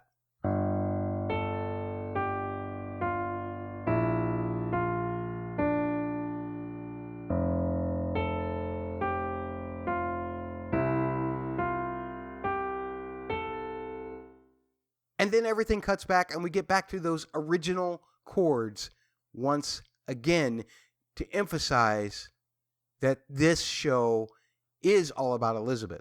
All of this struggle that's going on and whatever, that's all part of her. So we return to this as the credits roll.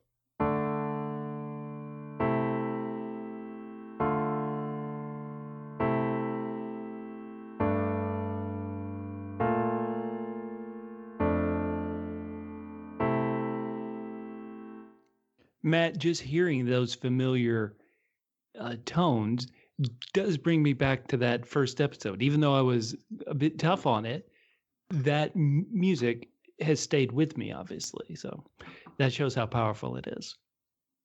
Yeah, again, a team of people, and Lauren Balfe ended up taking over for Rupert Gregson Williams in the second season. And of course, Holly and I are very familiar with Lord Balfe through his work with his Dark Materials, and he's a great friend of that podcast, the Dust podcast. And everything he touches seems to turn to gold. So, folks, if you have any other questions about the music, feel free to tweet at LilibetPod on Twitter, or you can tweet to @double, the letters PHQ on Twitter. We're finally at the end of this particular podcast. It's been long, but it's been fun for me. Bubba, how unfun has it been for you? This podcast is the Tommy Lascelles podcast. It's just long. I'm kidding. Thank you guys for listening. And Bubba, anything else coming up on the Double P? And how can people contact you if they want to tell you that Tommy Lascelles is a good person? If you believe that, please. I'd love to hear from you. You can reach me, Bubba, on Twitter @FitandTrim. That's FITTENTRIM @FitandTrim on Twitter. Note that I didn't let Holly spell that for you this time around. Instead, I decided to excuse her from that because she's always constantly spelling it on the other podcast. But Holly, if people want to tell you how right you are about Philip, then how can they reach you? They can tell me how right or if I'm being way too harsh. But you can find me at Hunt Pants. It's right on. And it's not weird.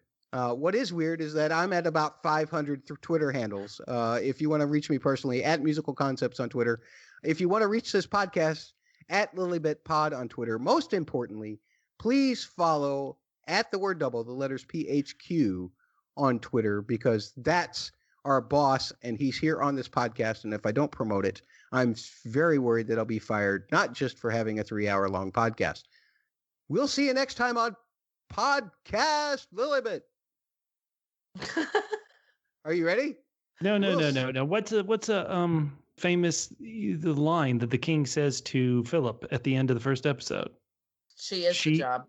Right. So that's got to be like that. It's got to be a famous quote like that to end it. So we'll see you next time on Lilibet, where this podcast is the job. Something like that. What's another famous quote? What's another? Here, hold on. I think you just nailed it, honestly. We'll be back in a few weeks to discuss the last 5 episodes of season 1. And hopefully my co-hosts won't abandon me in that course. And we'll see you next time on Podcast Lilibet, where the pod is the job. That Like it. works. That's beautiful.